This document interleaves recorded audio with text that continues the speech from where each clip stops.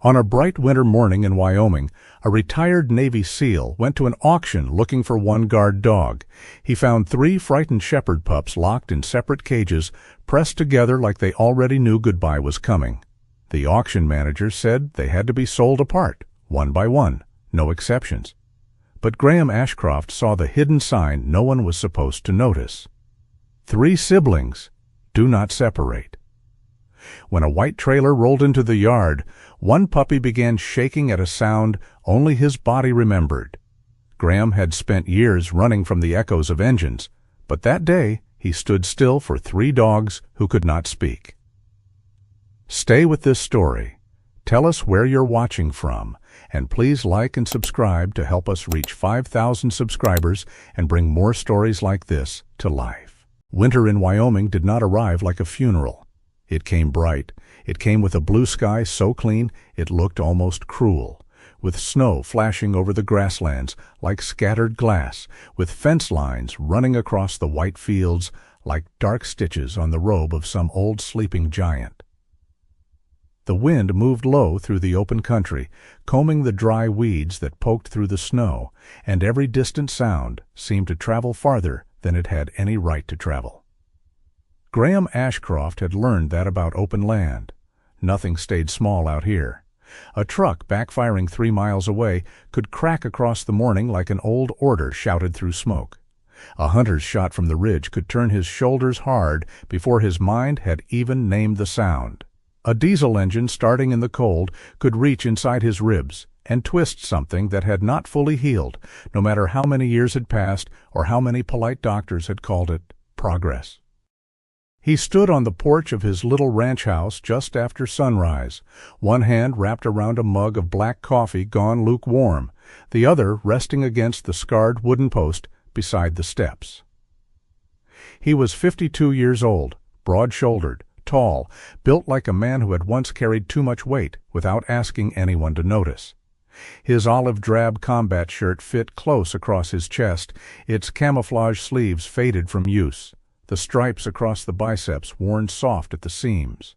On his right arm, half hidden below the cuff, the old Navy SEAL tattoo had blurred a little with time.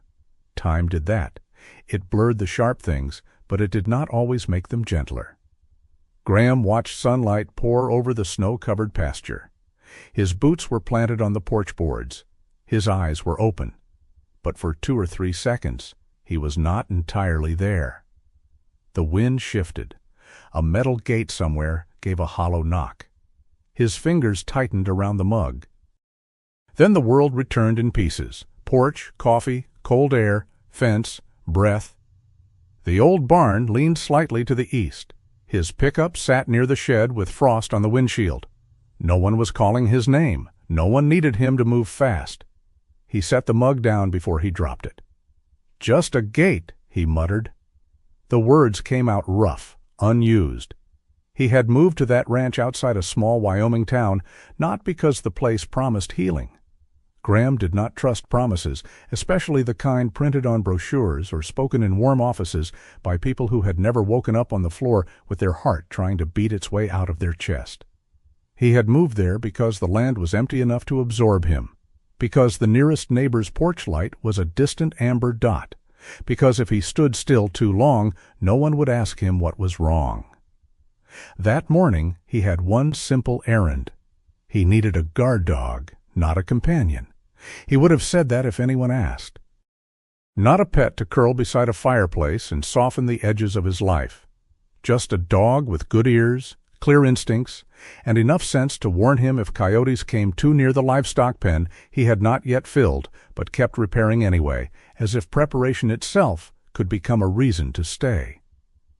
By 8, Graham was driving toward the county livestock auction with the heater clicking and the radio off. The road stretched pale and hard beneath the winter sun. Snow lay in shallow drifts along the shoulders. Far away, cattle stood like dark stones scattered across white fields. Every so often, a truck passed in the opposite direction, tires hissing over packed ice. Graham's left hand remained steady on the wheel. His right thumb rubbed once across the frayed green paracord around his wrist. The auction yard sat beyond town, a long, low building of corrugated metal and old timber, with stock pens behind it and a gravel lot pressed flat by years of boots, tires, hooves, and bad weather. Pickup trucks were already lined up in crooked rows. Men in canvas coats stood near tailgates, holding paper cups of coffee. A woman in a red knit hat argued with someone over hay prices. Somewhere inside, a calf bawled as if protesting the entire human economy. Graham parked at the far edge of the lot.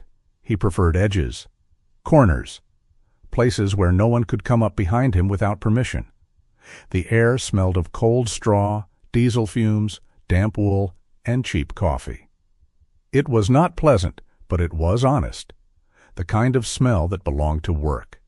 He stepped from the truck and pulled on his gloves. A few people glanced his way. He was hard not to notice.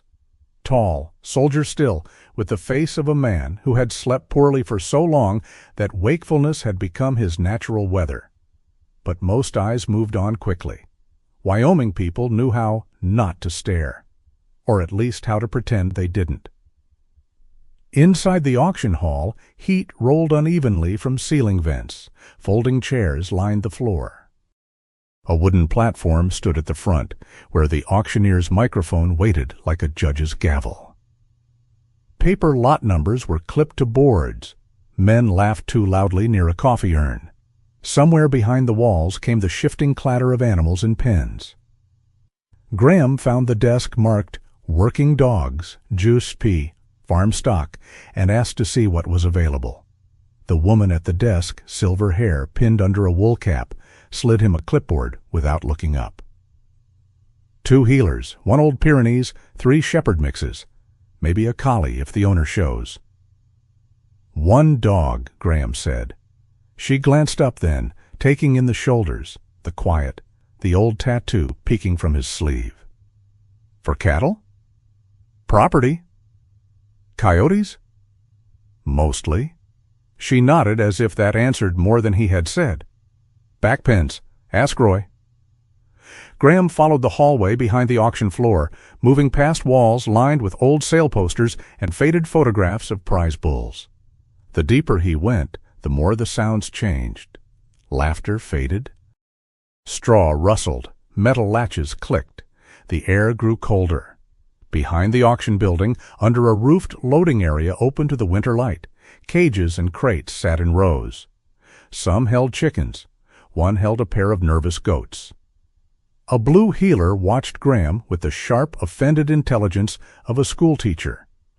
Farther down, near a stack of feed sacks and a folding table covered in paperwork, 3 transport cages stood side by side. Graham stopped. There was no drama in the way he stopped. No music swelled. No heavenly light broke through the rafters. A man simply walking toward one kind of life paused before another. 3 puppies stared back at him. Not tiny puppies. Older than that. 8 months, maybe 10. Long-legged, underfed, caught somewhere between childhood and the dangerous promise of working dog blood.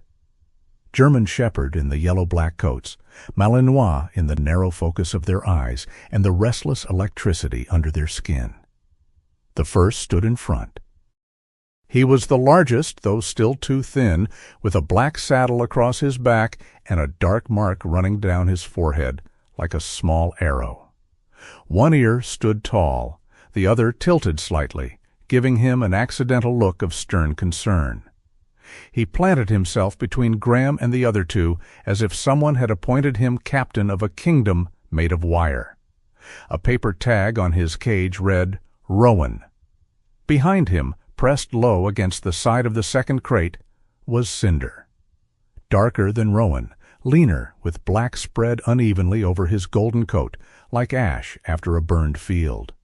His ears twitched at every sound. His eyes did not settle on Graham for more than a second before snapping toward the yard, toward engines, toward movement. The smallest was Fable. Fable had honey-brown eyes, overlarge ears, and pale golden paws that looked almost like little gloves. One ear stood while the other relaxed into a half-fold.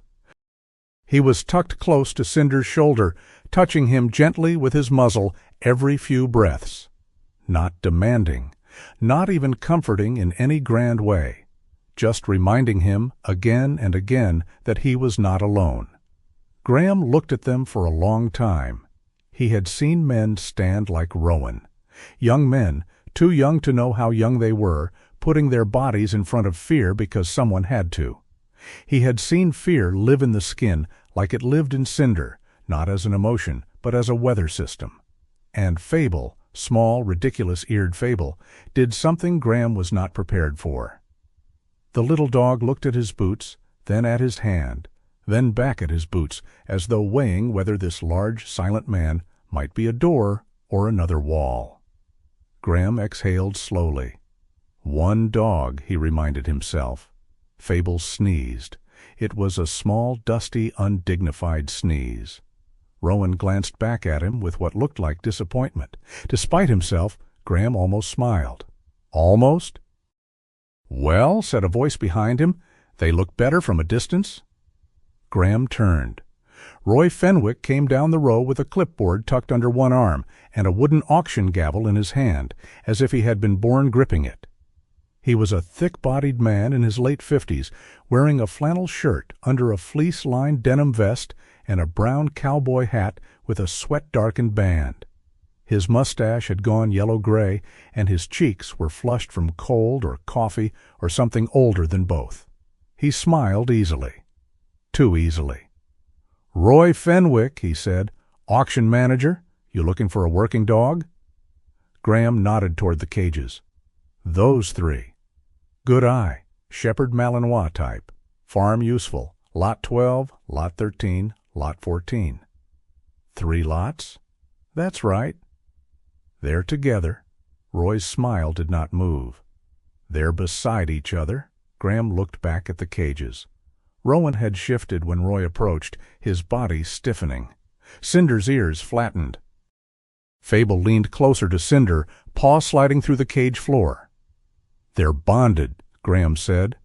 Roy made a soft sound that might have been a laugh if it had contained warmth. "People say that about half the animals that come through here.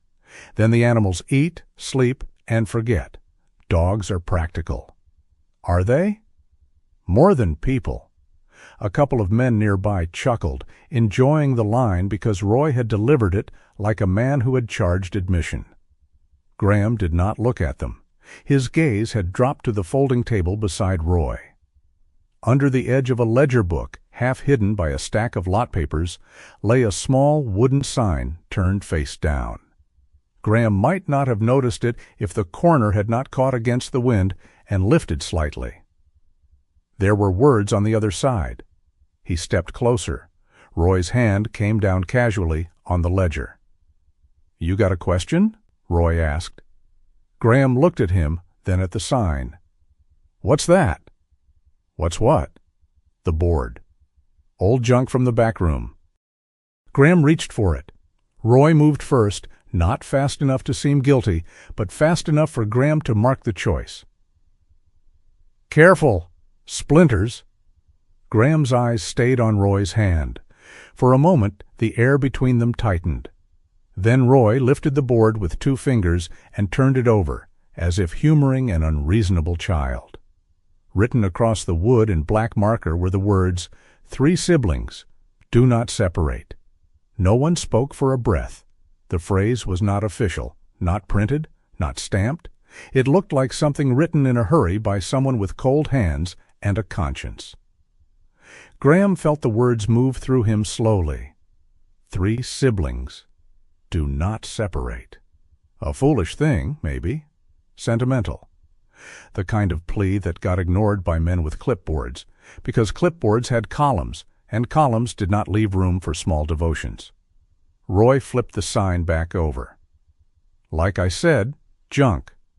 "Who wrote it?" "No idea." Why was it with them? Roy's smile returned, thinner now. "Mister, every crate here has some story attached if you dig long enough. We sell animals. We don't sell bedtime tales." Fable placed one pale paw through the cage bars. "Not far. just enough that the toes rested on the cold metal edge. Graham looked at that paw. It was absurdly small compared to his hand, too small for the weight being placed on the morning, too small to be a challenge, or an accusation, or a prayer. And yet, there it was. The auction bell rang inside the hall. Roy tucked the board under a stack of papers. "Sale starts in 10. If you want one, bid high. These lines move quick." "One?" Roy tapped the clipboard. "3 lots." "I'll buy all 3. Several nearby conversations softened, not stopping entirely, but bending toward him. Roy lifted his brows. "That's generous." "Name the price." "That's not how an auction works." "Then start the bidding with me for all 3. "Can't do it. Lots are already listed separate." "Change the listing."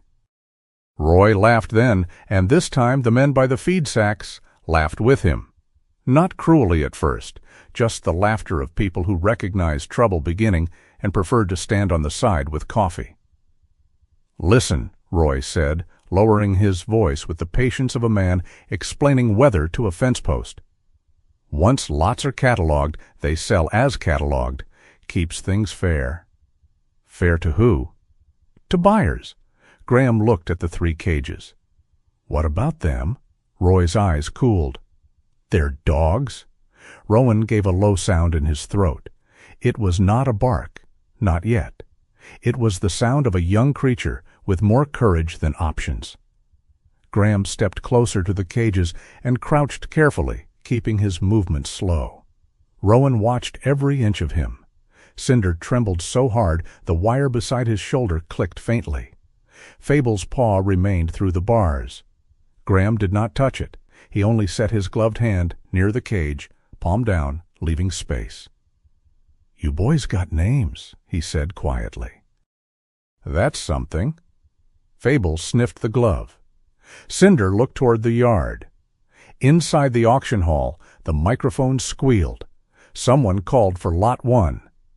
The old building answered with shuffling boots and the low murmur of money preparing to move. Graham stood. "I'll pay more than they'll bring separate," he said. Roy tilted his head. "You don't know that." "I know enough." "No, Mr.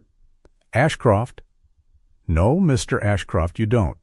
People come in here all the time thinking feeling bad is the same as knowing business. It isn't." The name moved through the nearest men. A few looked again at the tattoo, at the stance, at the eyes. Graham could feel the familiar measuring begin. Some people saw a veteran and softened. Some saw trouble and stiffened. Some saw a man they could use as a story before supper. He had no patience for any of it. "I'm not asking you for a favor," he said, "and I'm not offering one." A diesel engine started somewhere outside. The sound punched through the loading area, deep and rough, rolling under the roof beams. Graham's shoulders locked before he could stop them. His breath cut short. The world tilted half an inch. Snowlight flashed too bright. He saw dust where there was snow. He heard shouting where there were cattle. His right hand twitched toward a weapon that was not there. Then a small sound scraped against metal. Cinder. The young dog had collapsed low in the second cage, claws raking at the plastic floor, eyes fixed past Graham toward the open yard. Not just startled, not just nervous, terrified. Graham came back to himself in the shape of that fear. He turned slowly. A white truck with a matching white trailer was rolling into the far side of the lot. Its rear door was dented inward near the latch. A length of chain hung crooked beneath it, striking metal in a distinct rhythm as the vehicle slowed. Clink, clink, clink. 3 small sounds, bright as coins, dropped into a tin cup. Cinder scraped harder at the crate. Fable pressed himself against him. Rowan planted his paws and barked once, sharp and furious, though his own legs trembled.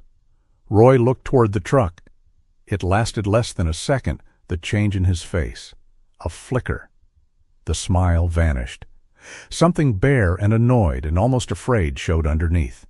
Then Roy put the smile back on. But Graham had spent too many years learning the difference between faces and masks. "Friend of yours?"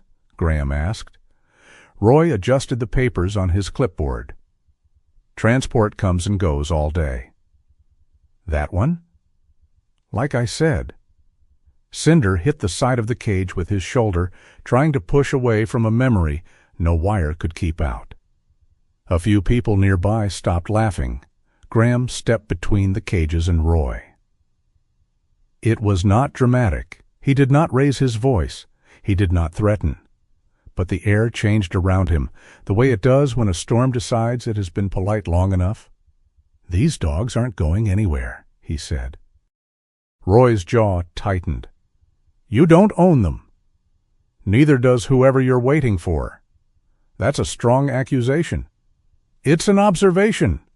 The auctioneer's voice boomed from inside. "Lot 12, Shepherd Mix, working line prospect." Roy turned toward the hall. "That's them. Move aside."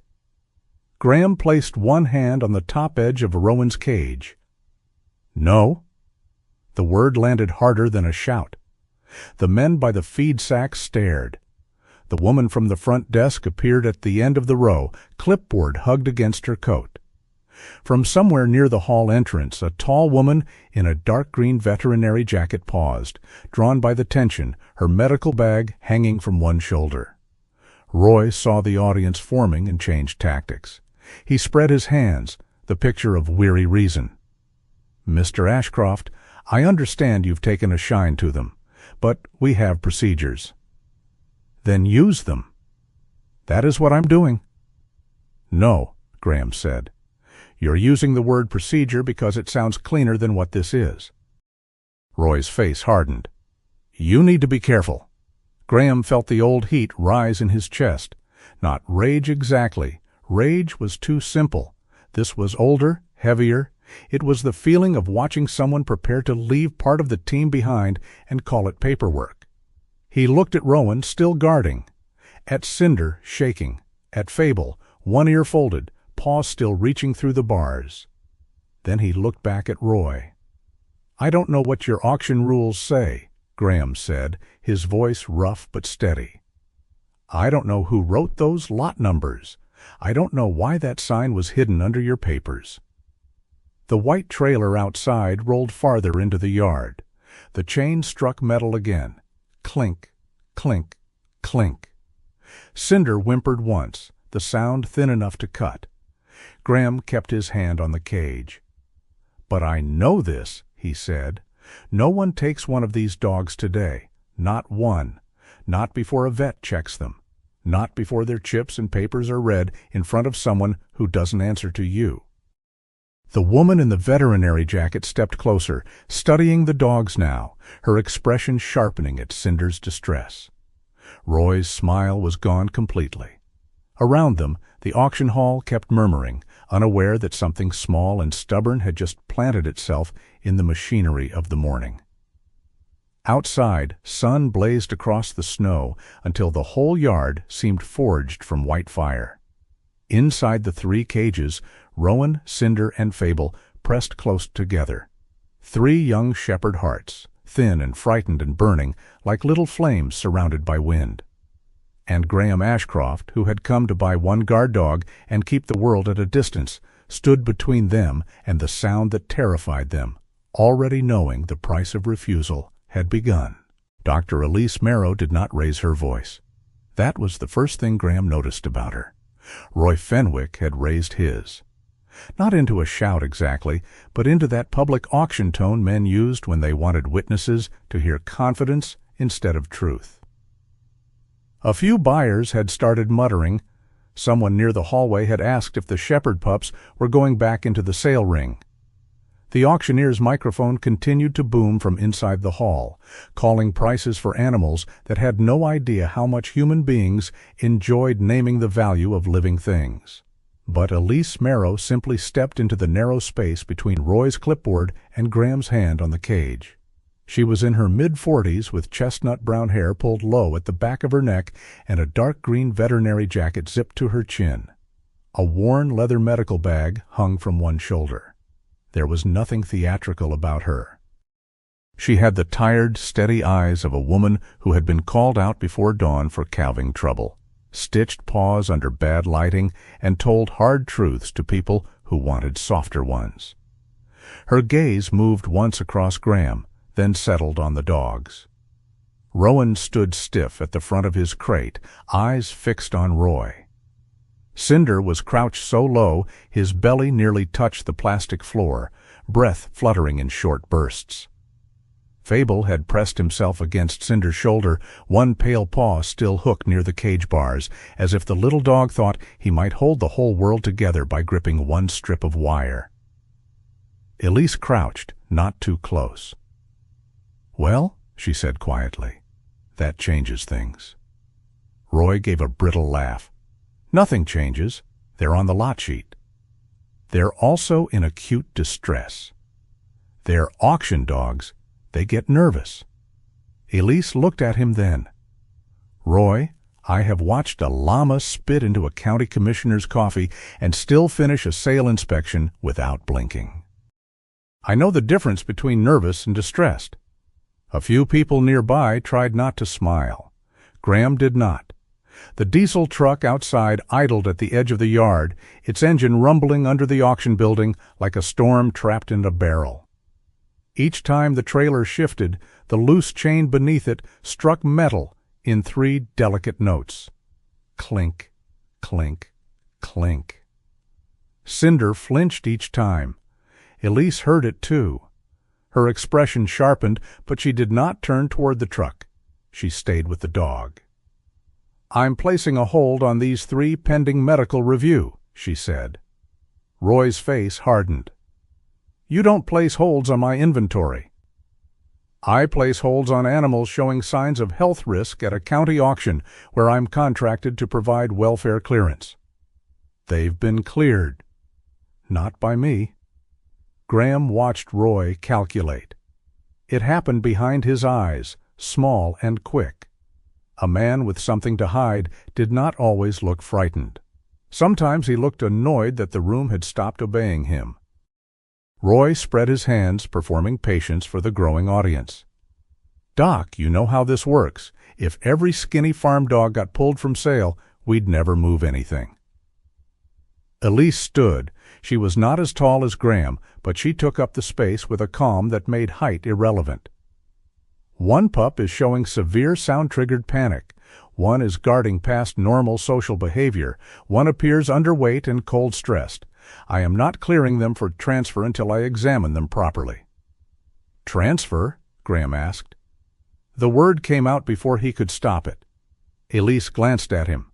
She caught the tension in his jaw, the way his hand stayed flat on Rowan's cage without gripping it. "Sale movement, release to buyer, any of it." Roy pointed his clipboard toward Graham. "And he doesn't own them." "No," Elise said. "He doesn't." Roy almost smiled. Elise continued. "Which means he can't remove them as property, but he can file a welfare concern, which he appears to be doing. And I can transport them to my clinic under veterinary hold." The smile died before it was born. For the first time since the argument began, Graham felt the ground under him settle. Not safety, not yet, but a kind of legal plank laid across thin ice. Elise turned to him. "Mr. Ashcroft, if you want to pursue adoption, assuming the records allow that, you can come as the complainant and interested adopter. You don't touch paperwork unless I tell you to. You don't make promises to the dogs. You don't threaten anyone. Clear?" Graham looked at the 3 cages. Rowan's eyes were still on Roy. Cinder's whole body trembled with the engine. Fable blinked at Graham like he had already decided the large man was slow, but possibly teachable. "Clear," Graham said. Roy stepped closer. "This is unnecessary." Elise picked up her medical bag.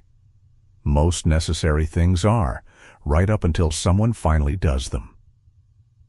That was how the sale of lots 12, 13, and 14 stopped being a sale.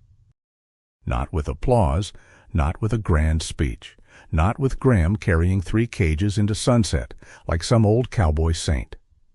It happened through forms, signatures, 2 witnesses, and Roy Fenwick's furious silence.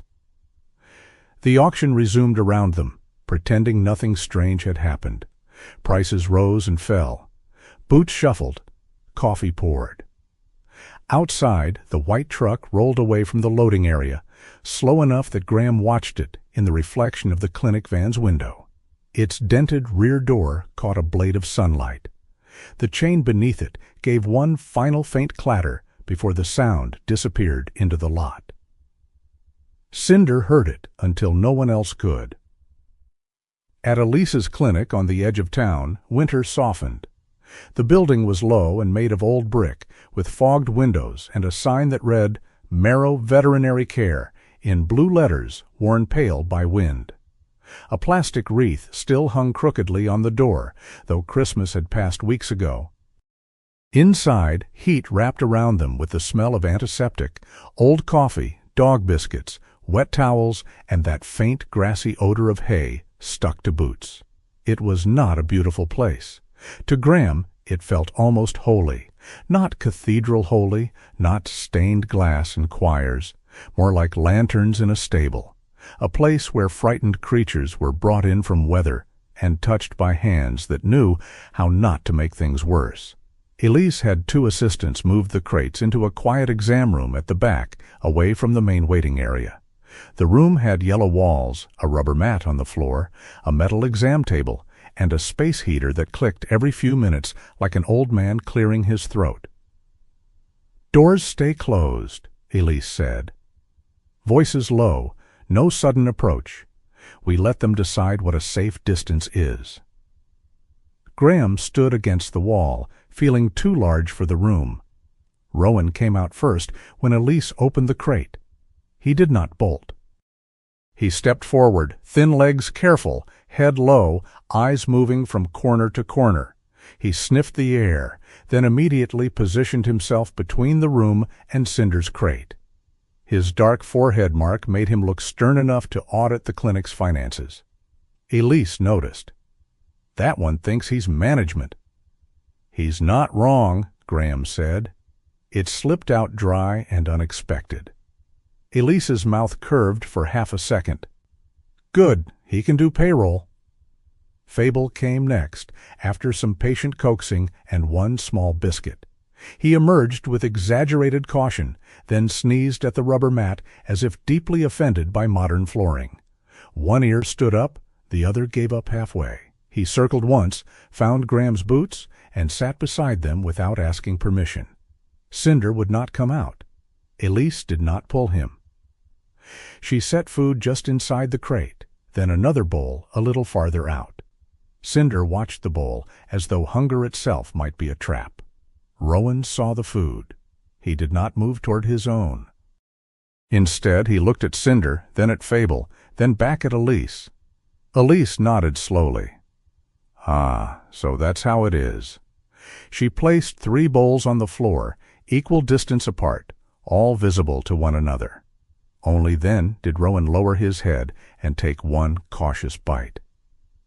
Fable ate with quiet focus, though he paused twice to check that Cinder remained nearby. Cinder finally stretched his neck out and took food from the nearest bowl without leaving the crate. Graham watched, something heavy shifting behind his ribs. They were not just dogs beside one another, they were a little system of moons, each one holding the others in place. Separate them, and something unseen would go dark. Elise moved through the exam with care. She checked gums, ribs, paws, eyes. She spoke softly, sometimes to the dogs, sometimes to herself. Underweight, mild dehydration, no obvious injury, stress coat, young, too young for this much worry. Graham stood still until standing still became difficult. He had trained his body for motion once, for tasks, for the clean mercy of instruction. Secure this. Watch that. Move there. Stay alive. Waiting was another kind of battlefield, and he was not good at it. Fable seemed to notice before anyone else did. The little dog left his bowl, walked over, and placed one pale paw on Graham's right boot. Graham looked down. Fable looked up. No demand, no wagging performance, just contact. The gesture should not have mattered. It was one small paw on one old boot in a backroom clinic that smelled like disinfectant and biscuits. But Graham found himself breathing a little easier. Elise noticed without commenting. That made him grateful. A truck started outside. Not the white trailer, just a pickup in the parking lot, probably some rancher leaving after buying wormer or paying a bill. The engine coughed, caught, and roared louder than expected in the cold. Graham disappeared, only for a few seconds. His body remained by the wall. His eyes stayed open. But the room slipped away from him like a hand letting go of a rope. The yellow walls flattened. The space heater's click became something else. The engine outside grew teeth. His throat closed before he could drag air into it. He knew what was happening. Knowing did not stop it. That was the humiliating little joke of the thing. A man could survive storms, orders, distance, hunger, and fear, and still be ambushed years later by an engine in a clinic parking lot, while a puppy with one crooked ear sat on his boot. Fable rose. The paw left Graham's boot. A cold nose touched the back of his hand. Not a miracle. No light broke open. No old wound sealed. No noble music rose from the tile floor. Just a nose, just breath, just the slight pressure of a living creature saying, without language or ceremony, "Here." Graham blinked. The room returned in fragments. Rubber mat, yellow wall, metal table, Elise standing still near the counter, Rowan watching him, Cinder half out of the crate now, trembling but looking straight at him. He inhaled. The breath scraped going in. Shame arrived immediately after. He pulled his hand back and stepped away from Fable. "Sorry?" Elise turned to the sink, filled a paper cup with water, and handed it to him as if she had merely noticed he was thirsty. "At my clinic," she said, "nobody has to pretend they're fine." Graham stared at the cup. It would have been easier if she had pitied him. Pity could be rejected. Kindness without spectacle was harder. It sat in the room like warm bread, impossible to argue with without looking foolish. He took the cup. "Appreciate it," he said. That sounded painful. It was gratitude. Needs practice. Fable wagged his tail once, low and pleased, as though awarding both of them modest marks for effort. The microchip scanner came from a drawer beneath the counter. It was a simple gray device, hardly more dramatic than a grocery barcode reader, but when Elise picked it up, the room seemed to draw tighter around its small plastic body. Graham had seen machines that decided things, radios, monitors, devices that translated life into signals and numbers. This one should have been harmless. Elise scanned Rowan first. The device beeped. A long number appeared. Elise wrote it down, then typed it into her computer. Her eyebrows moved slightly. "What?" Graham asked. "Old registration record," she said. "Owner field locked." "Locked means?" "Not visible through the standard database. Sometimes happens with law enforcement holds, seized animals, disputed ownership, clerical messes." She glanced at Rowan. Or someone making a clerical mess on purpose. Roy's lot sheet sat beside her keyboard. Graham had brought a copy after Elise insisted everything be duplicated before leaving the auction yard. On that sheet, Rowan was listed as Farm Shepherd Mix, no prior claim. Elise scanned Cinder next. The beep made Cinder flinch. Rowan stepped forward, then stopped when Graham quietly said, "Easy." Graham had not meant to speak to him like that. It came out low, instinctive. Rowan looked back once, offended, but listening. Elise checked the screen. "Transfer pending?" "To who?" "That's the problem. No destination listed." She scanned Fable last. The little dog tried to lick the scanner. Elise pulled it back. "Sir, this is not a snack." Fable sneezed at her. The device beeped again. Elise entered the number. Then she looked at the auction sheet. For the first time since Graham had met her, the calm in her face changed into something colder. "What?" he asked. She turned the paper so he could read the line beside Lot 14. Microchip unreadable. Graham looked at Fable, who was now attempting to place his paw inside Elise's open medical bag. "But it read," he said. "Clearly." "Could be a mistake?" "It could be." Elise's tone suggested the possibility had entered the room only to be shown politely back out. Once, she laid the 3 chip numbers side by side on a notepad. Then she circled the first 6 digits of each. "They share a prefix," she said. "That normal?" "For unrelated auction dogs from 3 separate rural sources, no." The clinic seemed to grow quieter. Elise pulled up another database, one that required a password and a phone code. She typed slowly, checked the screen, then checked again. Graham watched her face, not the computer. He had learned long ago that people often revealed the truth a second before they said it. "These may be connected to a seizure intake batch from 2 months ago," she said. Graham felt every dog in the room become more present. "Seizure?" he asked. "Dogs removed from an illegal breeding operation, mostly working-line shepherds and Malinois crosses. Some were supposed to go into protective holding pending evaluation." "Supposed to?" Elise did not answer right away. Rowan had stopped eating. Cinder had retreated halfway into the crate, eyes on the garage side wall. Fable finally gave up on the medical bag and returned to Graham's boot, as if paperwork had bored him into loyalty. "This doesn't prove where they came from," Elise said carefully. "Not yet. The chips open a question. That's all." Graham understood caution. He respected it, even when it made his bones ache. "But it's a real question," he said. Elise picked up her phone. Real enough to call someone who dislikes questions with missing paperwork. Marla Voss arrived 40 minutes later in a dark field jacket dusted with snow.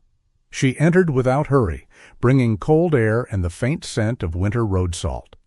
She was a solid woman around 48, with dark hair cut to her jaw and silver showing near the temples. Her eyes were brown, steady, and not easily purchased by emotion. She carried a black waterproof notebook and a pencil, not a dramatic badge held high. Graham liked that despite himself. She listened to Elise first, then she listened to Graham. She did not interrupt. She did not soften when Fable sat on her boot. She did glance down and say, "That won't help your legal standing," which made Elise cough into her sleeve in a way that might have been laughter. Marla reviewed the lot sheet, chip numbers, Elise's notes, and the veterinary hold form. Her face gave very little away. Finally, she looked at Graham. "You understand these dogs are not yours." "Yes." "You cannot remove them." "I know." "You cannot make private arrangements with the auction manager, intimidate a buyer, or decide that your instincts outrank custody law." Graham's jaw tightened. "I wasn't planning to intimidate anyone." Marla looked at him for one long second. Elise said, "He was very nearly polite." "That so?" Marla asked. Graham looked down at Fable, who had now fallen asleep against his boot, with the confidence of a creature who had appointed himself judge of everyone's character. "I said no," Graham replied. Marla made a note. "Sometimes that's nearly polite." She closed the folder. "These 3 stay here under veterinary hold for 48 hours, she said. "Health evaluation, chip verification, custody trace. I'll contact the state database and the seizure coordinator. Until then, no transfer, no sale release, no splitting them." The last sentence entered the room like a lamp being lit. Graham did not smile. He did not thank her right away. He was afraid that if he opened his mouth too quickly, something larger than gratitude might come out. Rowan lay down at last, not fully relaxed, but no longer standing. Cinder's eyes half closed, though his ears still worked hard. Fable slept through the legal victory with one paw over Graham's boot. Roy Fenwick called twice before evening. Elise let the phone ring the first time. The second time she answered, listened for 12 seconds, then said, "Take it up with the state," and hung up. Graham almost smiled again. Almost was becoming dangerous. Night came early and blew. Snow began falling in small dry grains that tapped against the clinic windows. The last clients left, a rancher with a limping collie, a woman with a cat in a pink carrier, an elderly man buying special food for a terrier who apparently ruled his household with imperial cruelty. The clinic settled into its after-hours hush. Elise offered Graham the keys to the little waiting room, a blanket from the laundry shelf, and coffee so bad it seemed to have survived several administrations. "You don't have to stay," she said. Graham looked through the interior window toward the quiet exam room. Rowan lay facing the door. Cinder slept with his chin tucked near Fable's back. Fable had somehow dragged a towel half across the floor and claimed it as ancestral property. "Yes," Graham said. "I do." Elise did not argue. Later, with the lights dimmed and the heater whispering through the vents, Graham stretched out on the narrow waiting room couch. It was too short for him by at least a foot. His boots remained on. Old habit. Bad habit. Useful habit. The clinic smelled different at night, less sharp, more animal warm, with the tired sweetness of towels and disinfectant. He expected sleep to avoid him. For a long time, it did. He watched snow collect on the window ledge. He listened to the building breathe. He counted the seconds between the clicks of the heater. Somewhere in the back, Rowan shifted once. A tag lightly touched metal. Cinder made a small dreaming sound, not quite a whimper. Fable sighed with the dramatic exhaustion of a king after battle. Graham closed his eyes. When he woke, it was after midnight. His body had jolted, but not from an engine. Not from a shot cracking across a white field, not from a voice in memory calling him back to a place he could not save. He woke because something in the back room was breathing. 3 small lives, uneven and young and stubborn, had carried him out of sleep instead of dragging him into fear. For a moment, Graham lay still on the too-short couch under a clinic blanket that smelled faintly of laundry soap and golden retriever. He stared at the ceiling tiles glowing dim yellow from the hallway nightlight. Morning would bring questions, paperwork, maybe trouble. But not yet. For now, Rowan guarded the door. Cinder trembled through a dream and survived it. Fable slept beside Graham's boots as if boots were sacred beasts that required supervision. And Graham Ashcroft, who had come to the auction looking for one guard dog and found instead 3 small fires refusing to go out, let his eyes close again. Not healed, not safe from the old darkness, but needed. And for one winter night, beneath the warm lights of a little clinic at the edge of town, needed was enough. By morning, the clinic no longer felt like a shelter. It felt like the first room of a much larger maze. Snow had fallen through the night in a thin, careful layer, not enough to bury the town, only enough to soften the edges of everything. The parking lot outside Merrow Veterinary Care shone pale under the early sun. Tire tracks cut through it in dark lines, crossing and overlapping until they looked like someone had tried to write a warning in a language no one could read. Graham Ashcroft stood near the clinic window with a paper cup of Elise's terrible coffee cooling in his hand. He had slept, though calling it sleep felt generous. It had been more like stepping onto a frozen pond and discovering, to his surprise, that the ice held. Behind him, in the quiet exam room, Rowan guarded the door with the grave seriousness of a young sheriff. Cinder lay half inside an open crate, half outside it, as if he could not yet decide whether the world deserved his full trust.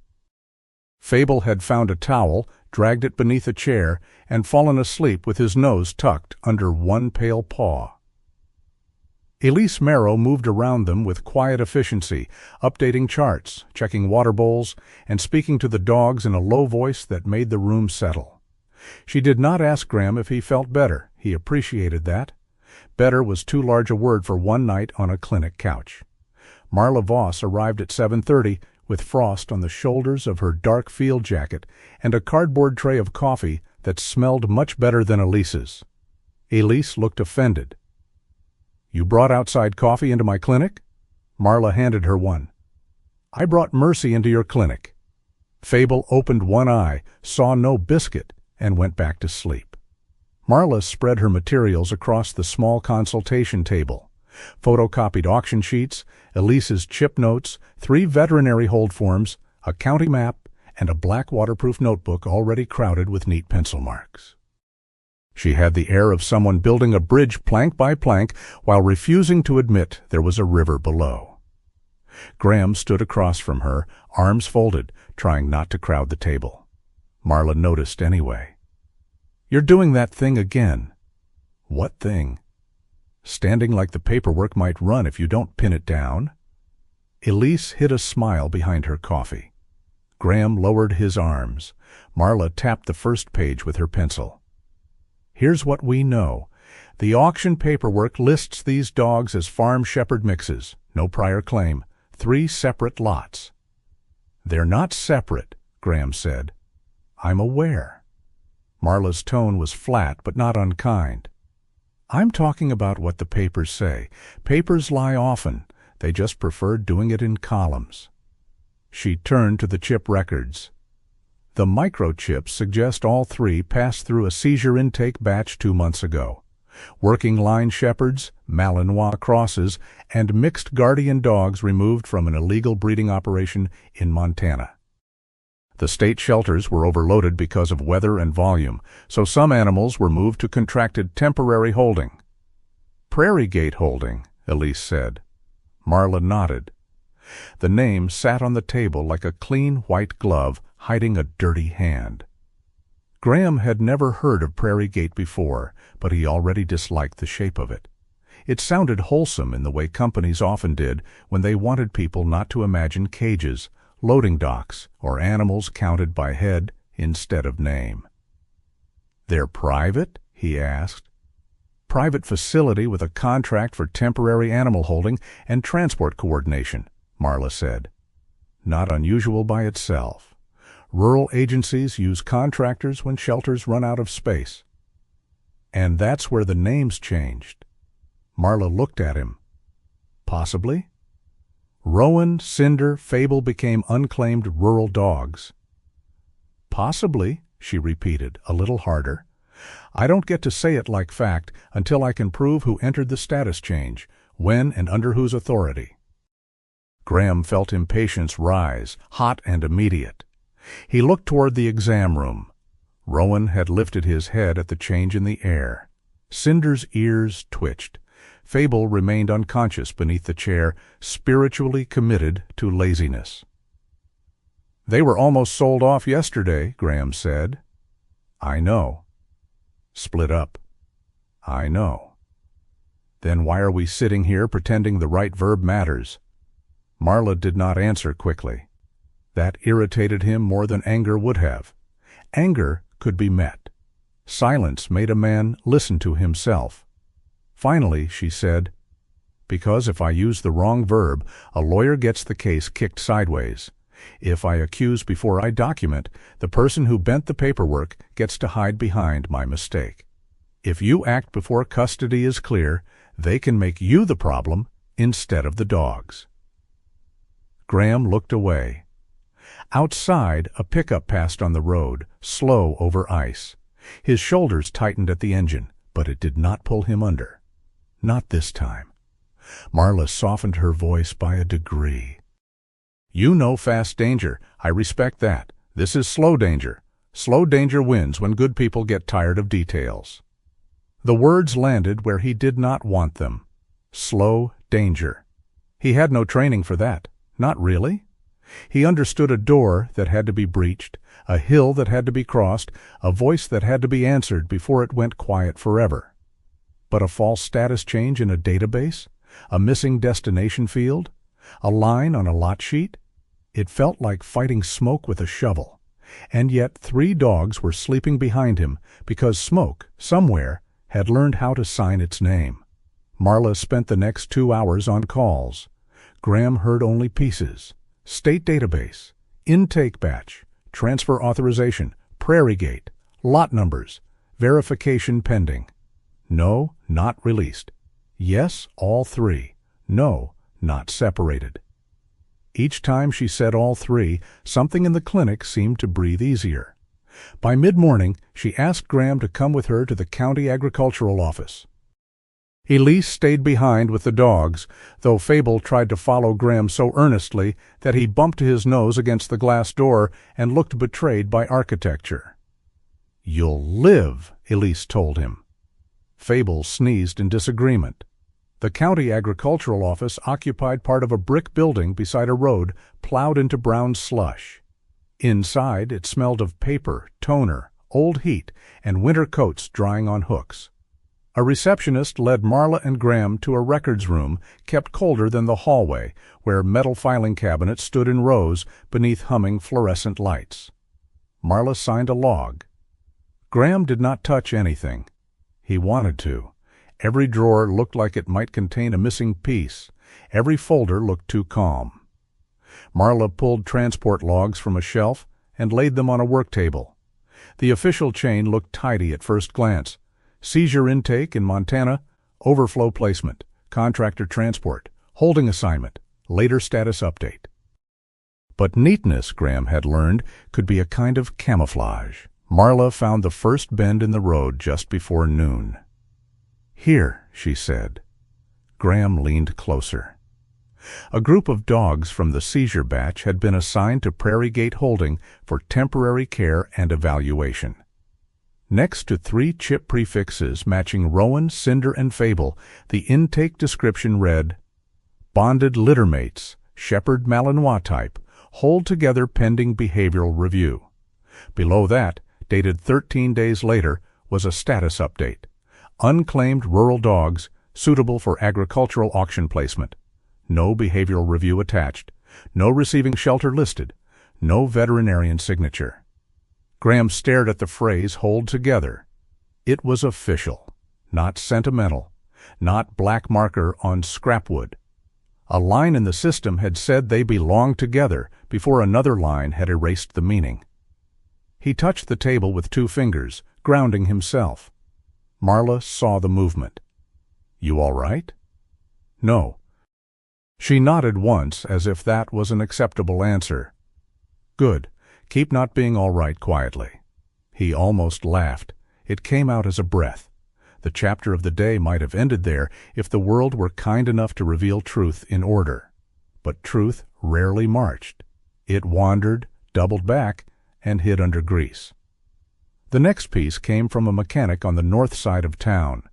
Nolan Pruitt's garage sat behind a faded sign that read, "Pruitt Auto and Farm Repair," though half the letters had surrendered to weather.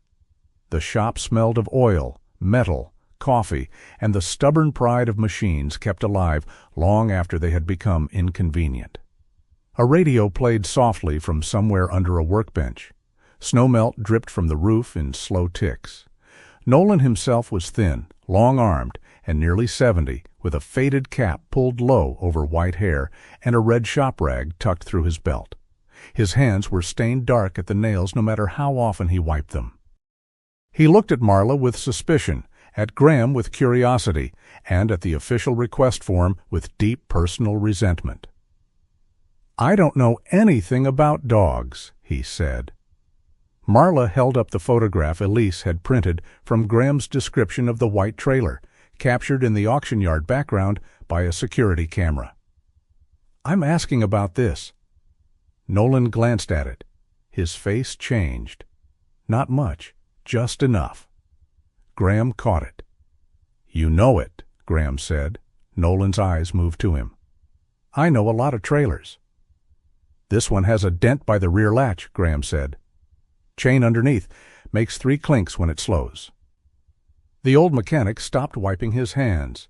The garage went very quiet except for the radio and the drip from the roof. Nolan looked back at the photo. "That chain should have been replaced." "You worked on it?" Once, twice. He folded the rag slowly. Belongs to a transport outfit that runs through Roy's yard sometimes. Or did. They never wanted full repairs. Just enough to pass the next morning. Marla opened her notebook. Name? Nolan hesitated. Outside, wind pushed snow dust against the shop door. It made a soft hiss, like a secret asking to be kept.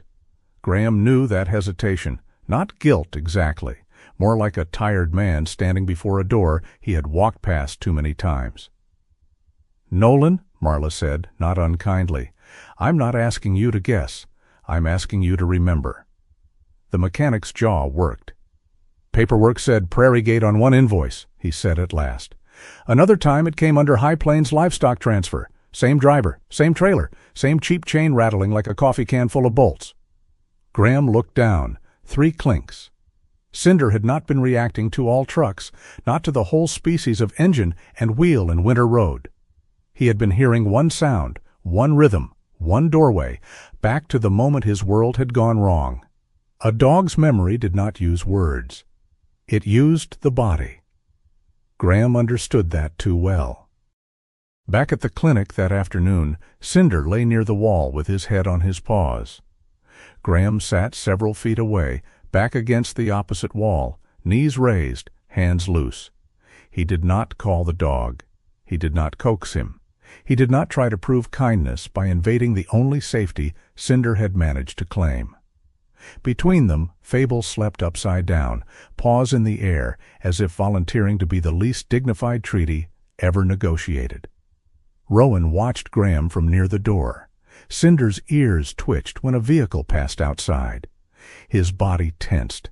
His eyes went to Graham. Graham did not say, "It's all right." It was not all right, not yet. He only said, "I hear it too." Cinder stared at him. Graham swallowed.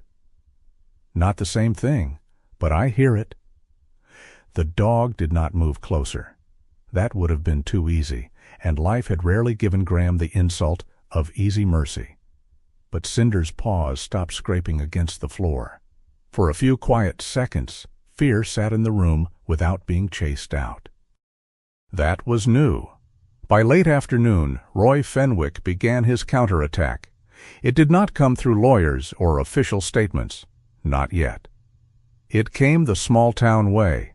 Through a feed store conversation, a man at the gas pump, a woman at the diner asking Elise if that retired military fellow was doing all right, the words wrapped in concern sharp enough to cut. By 5 o'clock, Graham heard it himself. He had walked 2 blocks from the clinic to buy dog food Elise recommended, because doing something with his hands felt better than waiting. At the general store, 2 men near the counter went quiet when he entered. Then one, pretending not to speak to him, said, "Roy says those pups got held up because some veteran lost his head over a sad story."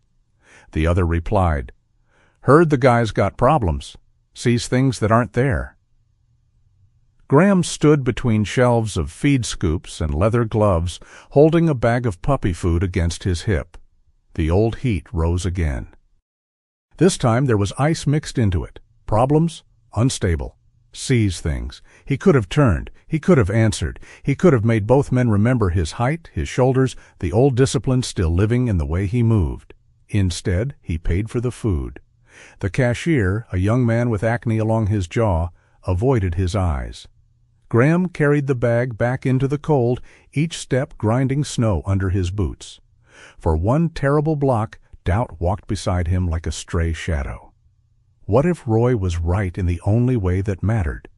What if the chain, the truck, the hidden sign, the dog's fear, what if his mind had stitched them together because it needed an enemy with a face?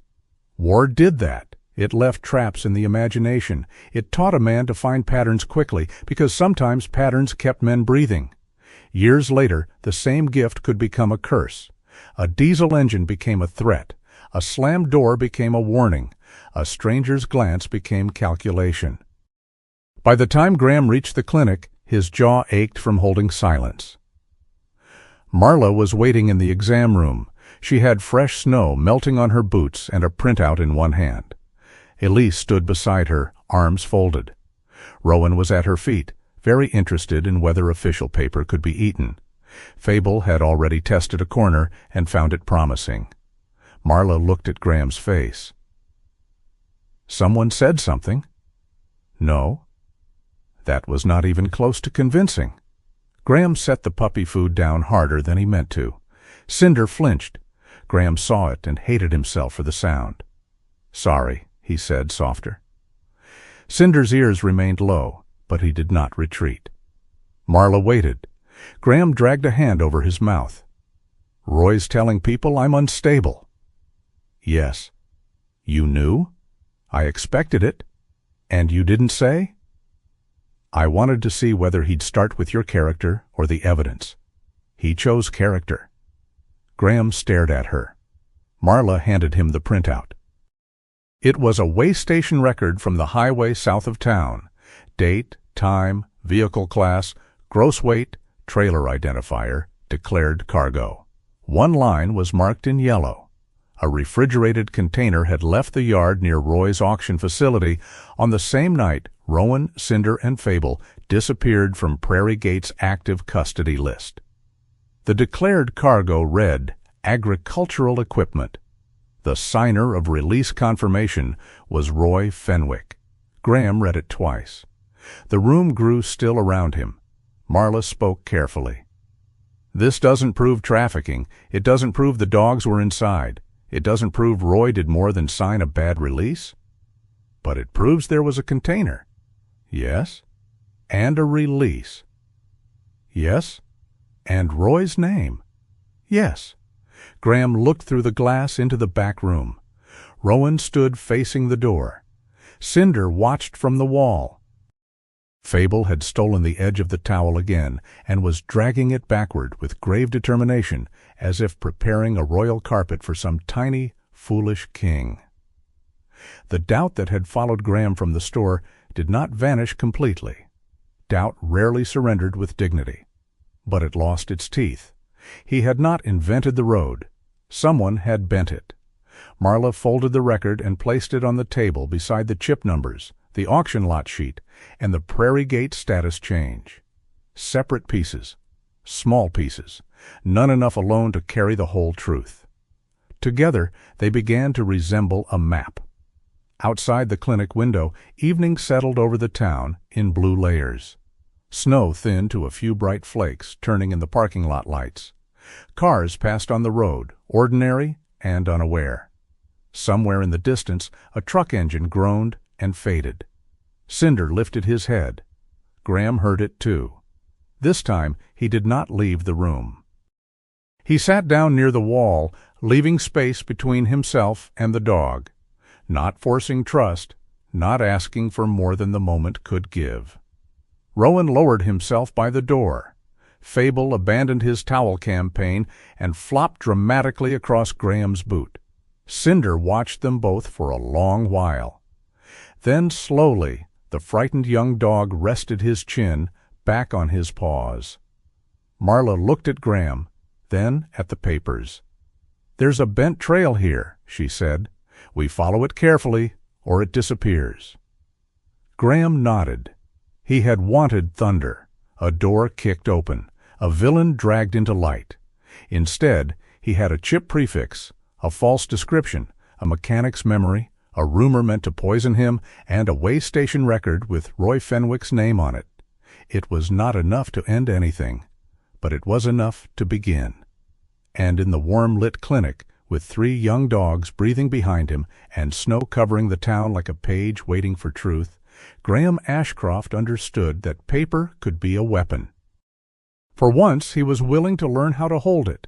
By the 4th morning, the story had stopped being about 3 frightened dogs at an auction.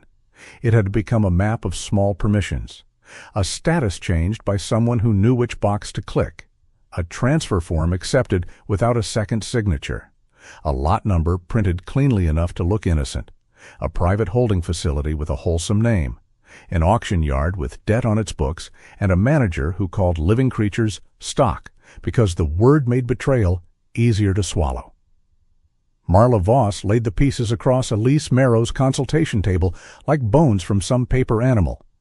Prairie Gate holding, Roy Fenwick's release signature, the way station record, the altered descriptions, the locked chip fields, Nolan Pruitt's statement about the white trailer with the 3-clink chain. Graham Ashcroft stood near the wall, close enough to see everything, far enough not to seem like he was trying to command the room. He had learned that about Marla. She did not mind intensity. She minded interference. Outside, Wyoming glittered beneath fresh snow. The morning looked pure enough to forgive anyone. That was the trick of winter out here. It made even a crooked fence look blessed. Marla tapped the Prairie Gate file with her pencil. "Roy isn't the top of this," she said. Elise leaned against the counter, arms folded over her dark green veterinary jacket. "You're sure?" "I'm sure he's not clever enough." Graham looked at her. Marla did not smile. That was not a joke. Didn't think it was. She moved one page aside. "Roy is a gate, a local one. Dogs go into private holding as seized animals. Some come out correctly. Some get relabeled as unclaimed rural dogs. Then they appear at small auctions where nobody expects expensive custody problems to show up in a crate. Once they're sold through a public sale, the next buyer gets a clean-looking receipt." "Laundered by paperwork," Elise said. "Sanitized," Marla corrected. "Laundered sounds like someone did more work than this." Graham looked through the interior window into the back room. Rowan was at the door, still watching the clinic entrance, but he no longer held himself so stiffly that every breath looked like duty. Cinder had eaten half a bowl that morning, while Graham sat 6 feet away and pretended not to care. Fable, meanwhile, had discovered that if he dragged a blanket backward while stepping on the front edge of it, he could trap himself in a cloth prison of his own invention. He was currently losing that battle with great seriousness. Elise followed Graham's gaze and let out a short laugh before she could stop it. Fable backed out from under the blanket, shook himself, then immediately grabbed the same corner and tried again. Graham's mouth moved, not the almost smile he had been allowing himself lately. A real one, brief, surprised, and gone almost as soon as it arrived, like sunlight flashing off a coin in snow. Elise saw it. She had the grace not to point it out. Marla, less merciful, said, "Careful, Ashcroft. Facial movement like that can become a habit." Graham looked back at the papers. "Wouldn't want that." "No, might ruin your entire Haunted Rancher brand." Even Elise laughed then. For one thin moment, the room became almost ordinary. Bad coffee, cold weather, too much paperwork, dogs being ridiculous. The kind of morning other people might complain about, and later remember fondly without knowing why. Then Marla turned another page, and the warmth narrowed. "Roy's auction house is carrying debt," she said. "2 bad winters, lower livestock volume, equipment loans. None of that proves anything, but it explains why a man might start seeing dogs as numbers." Elise's jaw tightened. He always saw them as numbers. Maybe, but debt gives a man permission to stop pretending he doesn't. Graham knew something about permission, not the formal kind, the kind men granted themselves in darkness. One small compromise, then another, a rule bent because the world was unfair anyway, a silence held because speaking would cost too much, enough little permissions, and a person could wake one morning wearing a face he no longer recognized. "Does he know we have all this?" Graham asked. "He knows we have enough to be inconvenient," Marla said, "not enough to make charges stick." "Yet." "Yet," she allowed. The clinic phone rang. All 3 adults looked at it. Elise answered on the 3rd ring. Her face changed before she said a word. Not fear, recognition. "Yes, June," she said gently. "Slow down." Marla picked up her pencil. Graham stood straighter. Elise listened, eyes shifting toward Graham once, then toward the dogs. "No," she said. "You did the right thing by calling. Stay where you are. Don't talk to Roy. We'll come to you." She hung up. June Hollis, Elise said. Marla wrote the name down. Who is she? Part-time cleaner at the auction house. Comes by the clinic sometimes with her sister's old terrier. Quiet woman, keeps to herself. What did she see? Elise looked toward the back room where Fable had finally defeated the blanket by collapsing on top of it. She says she has the sign. Marla's pencil stopped. Graham felt the room still around that small sentence. They drove to June Hollis's house just after noon. It was a narrow white home on the edge of town, tucked behind a row of bare cottonwoods. Wind chimes hung from the porch, silent in the cold. A faded purple scarf was tied around the railing, fluttering lightly whenever the wind pushed through the yard. The snow around the walkway had been shoveled by hand, not neatly, but with effort. June opened the door before they knocked. She was in her 60s, short and round-shouldered, with silver hair pinned in a loose knot and eyes that seemed to apologize before her mouth did.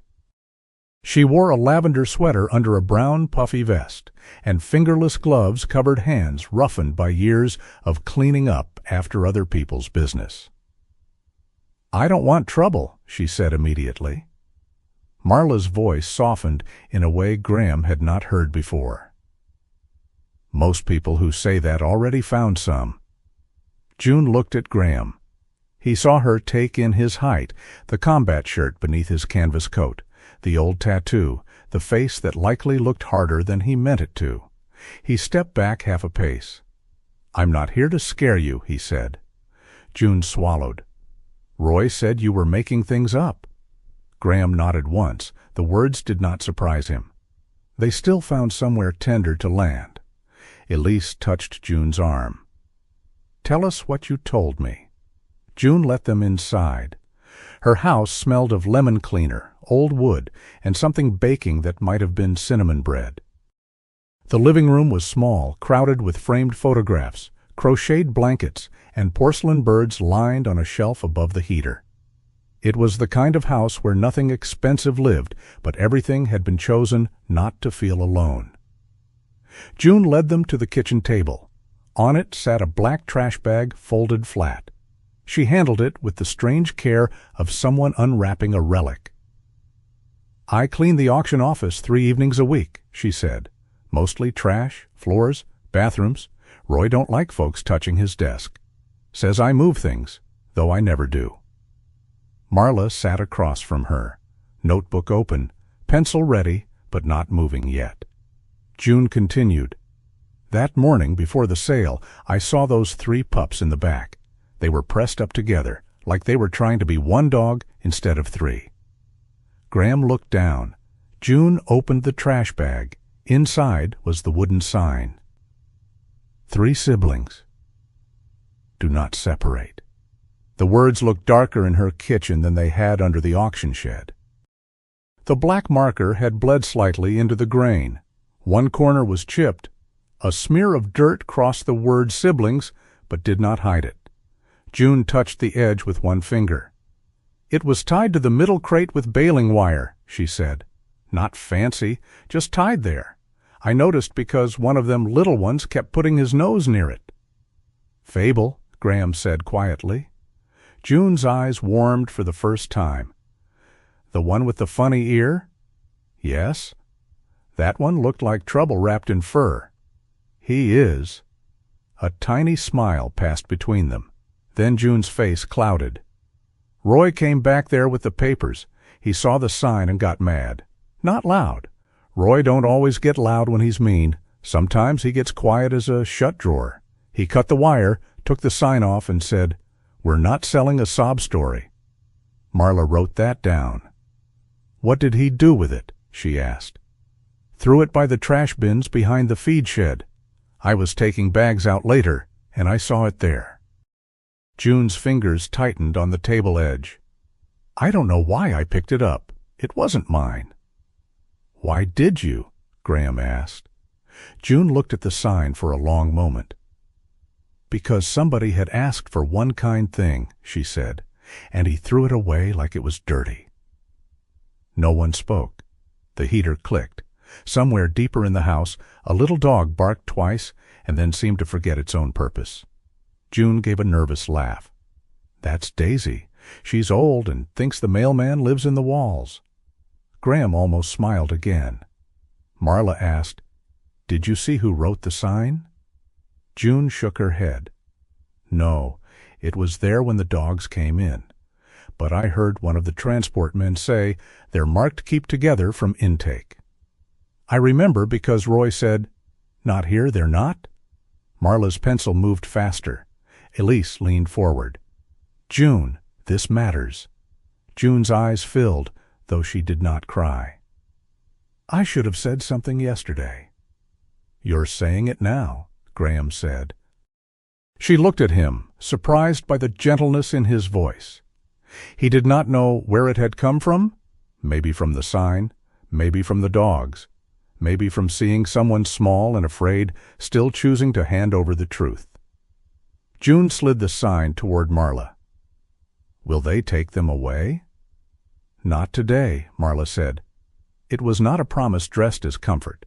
It was an answer shaped carefully enough not to break. June seemed to understand the difference. Back at the clinic, the sign changed the room. It was only wood and ink, a scrap no larger than a cutting board. But when Marla set it beside the official intake note that said, "Bonded littermates, hold together pending behavioral review," the two pieces spoke to each other across the table. One was a human plea. The other was a bureaucratic instruction. Roy had ignored both. "That makes separation intentional," Elise said. "It supports intent," Marla corrected, but her voice held less resistance than usual. Especially with June's statement. Graham stood with his hands in his coat pockets, staring at the sign. 3 siblings. Do not separate. He thought of teams, of names called into dark rooms, of the old brutal arithmetic of who came back and who did not. He thought of how many systems were built to count bodies, property, units, losses, assets, lots, and how rarely those systems paused to ask what a creature became when torn from the only heartbeat it trusted. Marla closed her notebook. "I'll enter June's statement and log the sign as supporting evidence." Graham looked at her. "Supporting?" "Yes." "That sign is the reason Roy split them." "No, greed is the reason Roy split them. The sign helps prove he knew better." He wanted to argue. He did not. Instead, he said, "Paper never sounds like enough." Marla slid the intake note into a folder. "Neither does kindness if it can't survive contact with procedure." Graham looked at her. She met his eyes calmly.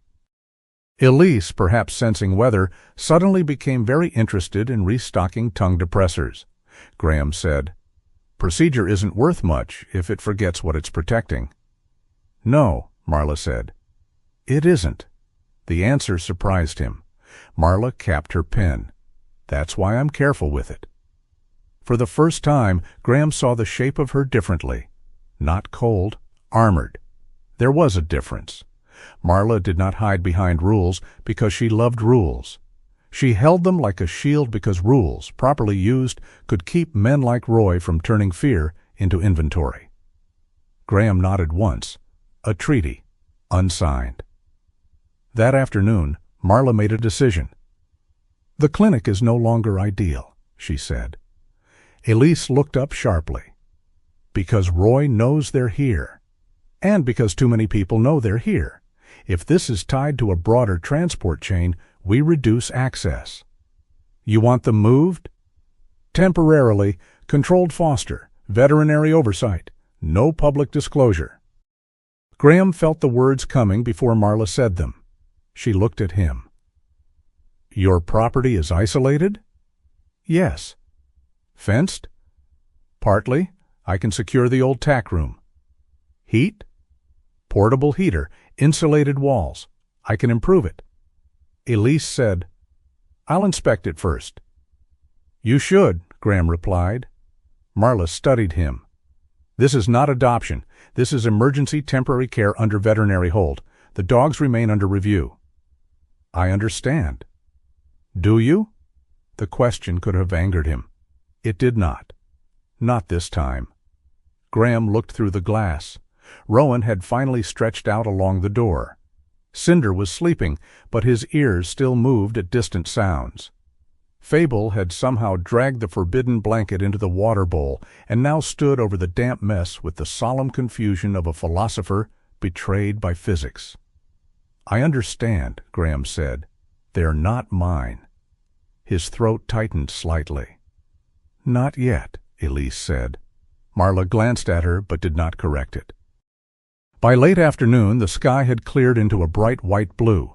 Elise followed Graham to his ranch, inspected the old tack room, checked the heater, the gate latch, the windows, the distance from the road, the porch steps, the feed storage, the water bowls, the blankets Graham had bought without being told.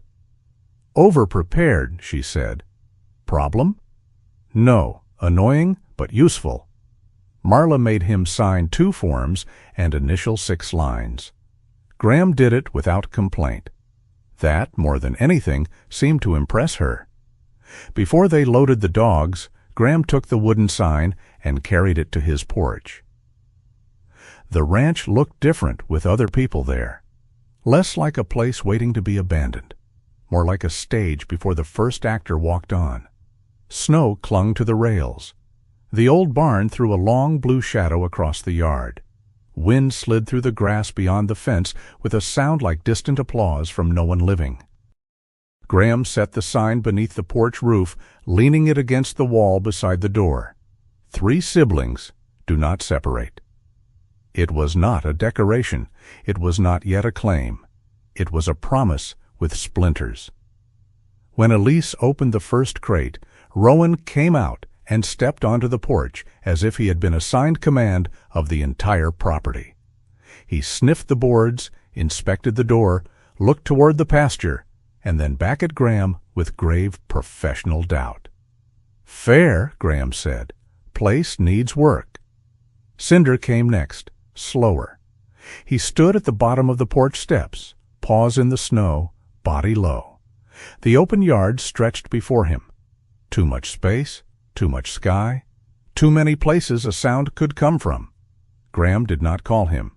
He sat on the top step instead, leaving the path open. Cinder looked at the road, at the barn, at the sign, at Rowan waiting on the porch. Then, shaking, he climbed 1 step. Only 1. Graham felt something in his chest go quiet. Fable, released last, took 2 confident steps onto the snow, slipped immediately, rolled onto his side, and slid down the shallow drift like a tiny defeated warrior thrown from a myth no one had bothered to write properly. Elise laughed. Marla's mouth twitched. Graham did not try to stop his own smile this time. Fable popped up, offended by gravity, and shook snow from his ears. Rowan looked embarrassed on behalf of the family. Cinder, still on the first step, watched the little dog and blinked. Then Cinder climbed the 2nd step. By dusk, the 3 dogs were inside the tack room on clean blankets, bowls filled, heater humming low, door secured but not closed against them. Rowan lay facing the entrance. Cinder tucked himself near the wall where he could see Graham. Fable sprawled halfway across both of them, as if his body were the official seal binding the arrangement. Elise gave final instructions. Marla gave final warnings. Graham accepted both. When their vehicles left, the ranch fell quiet again. But not the old quiet, not the hollow kind that had lived in the walls and under the porch and inside Graham's chest. This quiet had pause in it, breathing, a rustle of straw, a small sneeze from Fable, Rowan's low sigh, Cinder shifting in his sleep and not waking afraid. Graham stood in the doorway of the tack room with the winter evening behind him and warm yellow light at his feet. He had not adopted them. He had not saved them. Not yet. But the sign beneath the porch roof faced outward toward the road, toward the auction yard, toward every hand that had tried to turn 3 names into 3 lots. 3 siblings. Do not separate. And for the first time since Graham Ashcroft had come to Wyoming to be alone, his ranch sounded less like an ending and more like the beginning of a home. By the fifth night, the ranch no longer sounded empty. It did not sound safe exactly. Safety was too grand a word, too polished for a place still learning how to hold 3 young dogs and 1 wounded man without startling either. But it had changed. The old tack room glowed with a low yellow heater. Straw rustled when Rowan shifted near the door. Cinder slept against the inner wall where he could see both the entrance and Graham's boots. Fable had dragged one corner of a blanket into the water bowl, then fallen asleep beside the evidence of his own poor leadership. Outside, snow fell lightly over the Wyoming dark. Not a storm, not yet. Just a thin, soft snow that made the world look gentler than it was. It settled on the porch rails, the fence posts, the hood of Graham's pickup. It dressed the ranch in white innocence as if the land itself were trying to hide every track before morning. On the kitchen table lay copies of everything Marla Voss had gathered so far. Chip records. The auction lot sheets, Nolan Pruitt's statement about the white trailer and its 3-clink chain, June Hollis's statement about the wooden sign, photographs of that sign, now leaning beneath Graham's porch roof like a small commandment made of scrap wood. Way station data. Prairie Gate holding records with gaps where certainty should have been. Elise Merrow's veterinary report stating that Rowan, Cinder, and Fable had not been fit for immediate public sale. It looked like a lot. It still did not feel like enough. Graham stood at the sink, washing a mug he had not used. His olive combat shirt was rolled to the forearms, revealing the faded seal tattoo on his right arm. The house smelled of coffee, dog food, old wood, and the faint medicinal scent Elise's clinic had left on the dog's blankets. He had spent years believing silence was simpler. Now silence had pause. Rowan gave a low sound from the tack room. Not a bark, not panic. A warning held behind the teeth. Graham turned off the water. Through the kitchen window, he saw headlights crawl up the ranch road. They moved slowly. Too slowly for a lost driver and too directly for a neighbor. 2 white beams slipped between the fence posts, turning the snowfall into silver threads. The vehicle stopped outside the gate. Graham dried his hands. He did not reach for anything dramatic. He had learned the cost of drama. Instead, he took his phone, tapped Marla's contact, and set it ready without calling. Then he stepped out onto the porch. The cold met him like a hand across the face. A dark sedan sat beyond the gate, engine running quietly. Not a ranch truck, not county, not local. Its tires were too clean for the road, its body too polished for a winter pasture. A man stepped out wearing a charcoal wool coat, black gloves, and dress shoes that looked insulted by snow. He carried a brown leather folder beneath one arm. "Mr. Ashcroft?" the man called. His voice was calm, smooth. The kind of voice that never needed volume because it expected rooms to make space for it. Graham descended 1 step. "Who's asking?" The man approached the gate but did not touch it. He had a narrow face, pale eyes, and dark blonde hair combed neatly against his head. Not young, not old, early 40s maybe. Everything about him seemed arranged. Coat, scarf, hair, papers, even the little pause before he spoke. "Calder Rusk," he said. "I represent the transport party authorized by Prairie Gate Holding and the private purchasing agent attached to lots 12 through 14. Graham said nothing. Calder lifted the folder slightly. "I have transfer documents. Midnight is an odd hour for paperwork. It's 10:30. Still dark. Agricultural transport doesn't follow bank hours." Behind Graham, inside the tack room, Rowan barked once, deep for his age. Fable answered with a confused yip, as if he had woken up and decided to support whatever policy Rowan was announcing. Cinder did not make a sound. That worried Graham more. Calder glanced toward the tack room. "The animals are here, then." Graham stepped down to the yard. Snow crunched under his boots. The dogs are under veterinary hold." "Temporary veterinary hold," Calder said. "I understand the distinction is inconvenient, but it is important. Most distinctions are when someone wants to hide inside them." A faint smile touched Calder's mouth. It held no warmth. "I was warned you might be difficult." "You drove all this way to confirm?" "I drove here to avoid escalation." That, Graham thought, was a fine piece of language. Avoid escalation. A phrase polished enough to reflect no guilt at all. Calder opened the leather folder and removed several pages clipped together. He held them through the gate. Graham did not take them. "You can read them from your side," Calder said. "Or I can wait for Deputy Larkin to arrive and explain that you are refusing legal transfer of animals not registered to you." "Deputy Larkin isn't handling this." "No? Then perhaps Ms. Voss or Dr. Merrow. I'm happy to involve whoever you feel makes this more official." Graham watched him through the falling snow. There was no anger in Calder, no hurry that showed on the surface. That made him more dangerous than Roy. Roy bullied with volume and local authority.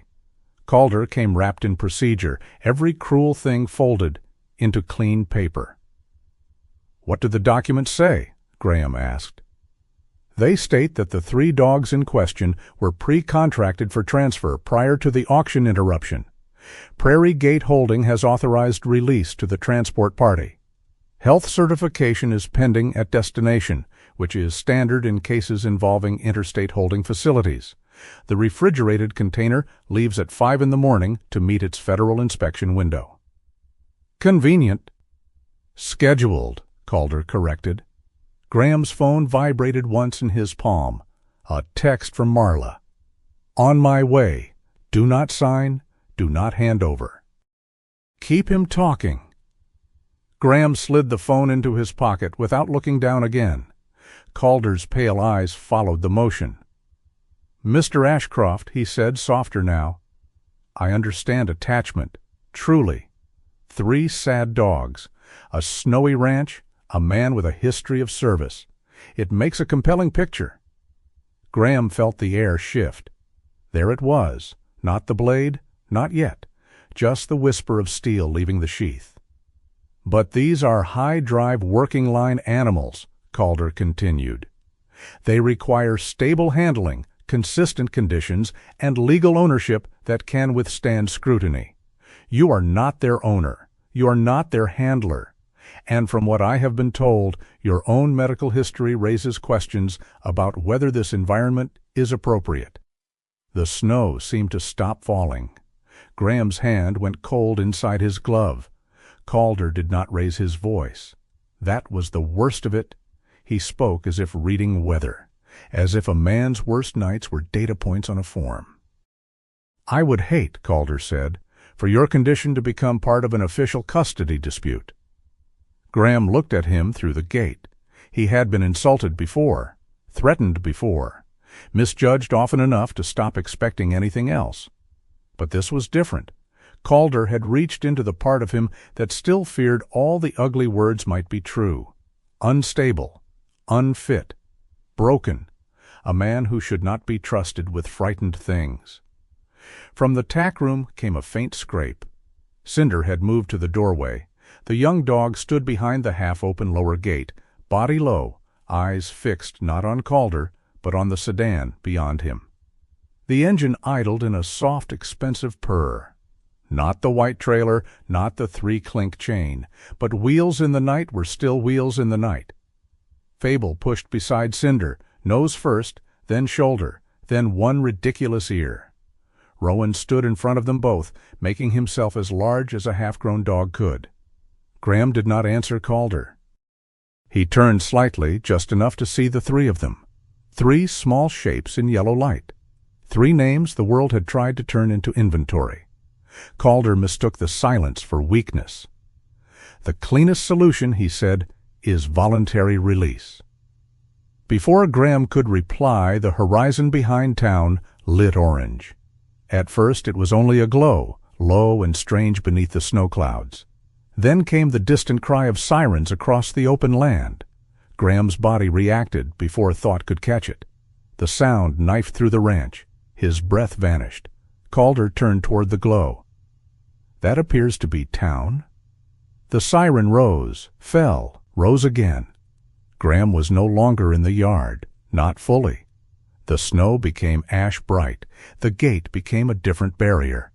The engine behind Calder thickened into another engine. The orange light spread across the sky, and something old inside Graham opened like a trapdoor. He staggered one step back. His shoulder struck the fence post.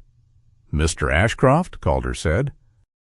There was curiosity in his voice, not concern. Curiosity. Graham tried to breathe. The air would not enter correctly. His hands felt distant from him, attached by memory rather than bone. His eyes remained open, but the present had thinned to a sheet he could see through. Sirens, orange light, engine, snow, no, not snow, dust, no, fence, ranch, Wyoming. He dropped to one knee beside the fence, not gracefully. His palm hit cold ground. The shock of it barely reached him. Rowan exploded from the tack room. He did not run far. He planted himself between Graham and the gate, barking toward Calder with a force that made his young body shake. Fable followed, not brave in any grand sense, but loyal in the only way he knew. He pushed his muzzle beneath Graham's elbow and stayed there. Cinder remained at the doorway, trembling. The siren carried over the fields again. The glow brightened behind the distant line of buildings. The dog's legs nearly folded beneath him. Every instinct in his body told him to retreat into the tack room, into straw, into shadow, into anything smaller than the world. But Cinder took one step, then stopped. His whole body shook, his ears flattened. His paws spread against the boards as if the porch might tilt under him. Graham could not move. Cinder took another step, not toward Calder, not toward the gate, toward Graham. The distance was only a few feet. It might as well have been a mountain pass in winter. Fable pressed harder against Graham's arm. Rowan kept barking, guarding the edge of the dark. Cinder reached the snow, flinched at its cold, and nearly retreated. Then he looked at Graham. In the dog's eyes there was no perfect courage, no shining answer, no magic, only terror, still breathing, choosing not to run. That was enough. Graham dragged one breath into his chest. It hurt. He took another. The orange glow remained. The siren remained. Calder remained beyond the gate with his clean coat and cleaner threats. But the ground came back beneath Graham's hand. Snow, fence, ranch, Rowan, Fable, Cinder, present. He lowered his head until his forehead nearly touched Fable's fur. "Okay," he whispered, though nothing was okay. Cinder stepped close enough that his shoulder brushed Graham's knee.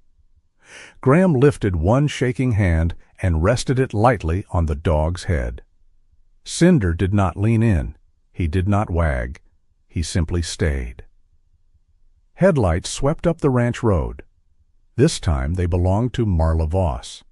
She arrived in a state vehicle with no siren, no drama, and the full authority of a woman who had been interrupted during paperwork and intended someone to regret it. Elise's truck followed close behind. Calder's expression did not change much when they stepped out. But Graham, still kneeling, saw his fingers tighten around the leather folder. Marla walked to the gate. Her dark hair was tucked under a wool cap, her notebook already in hand. Elise went straight to Graham and the dogs, crouching without fuss.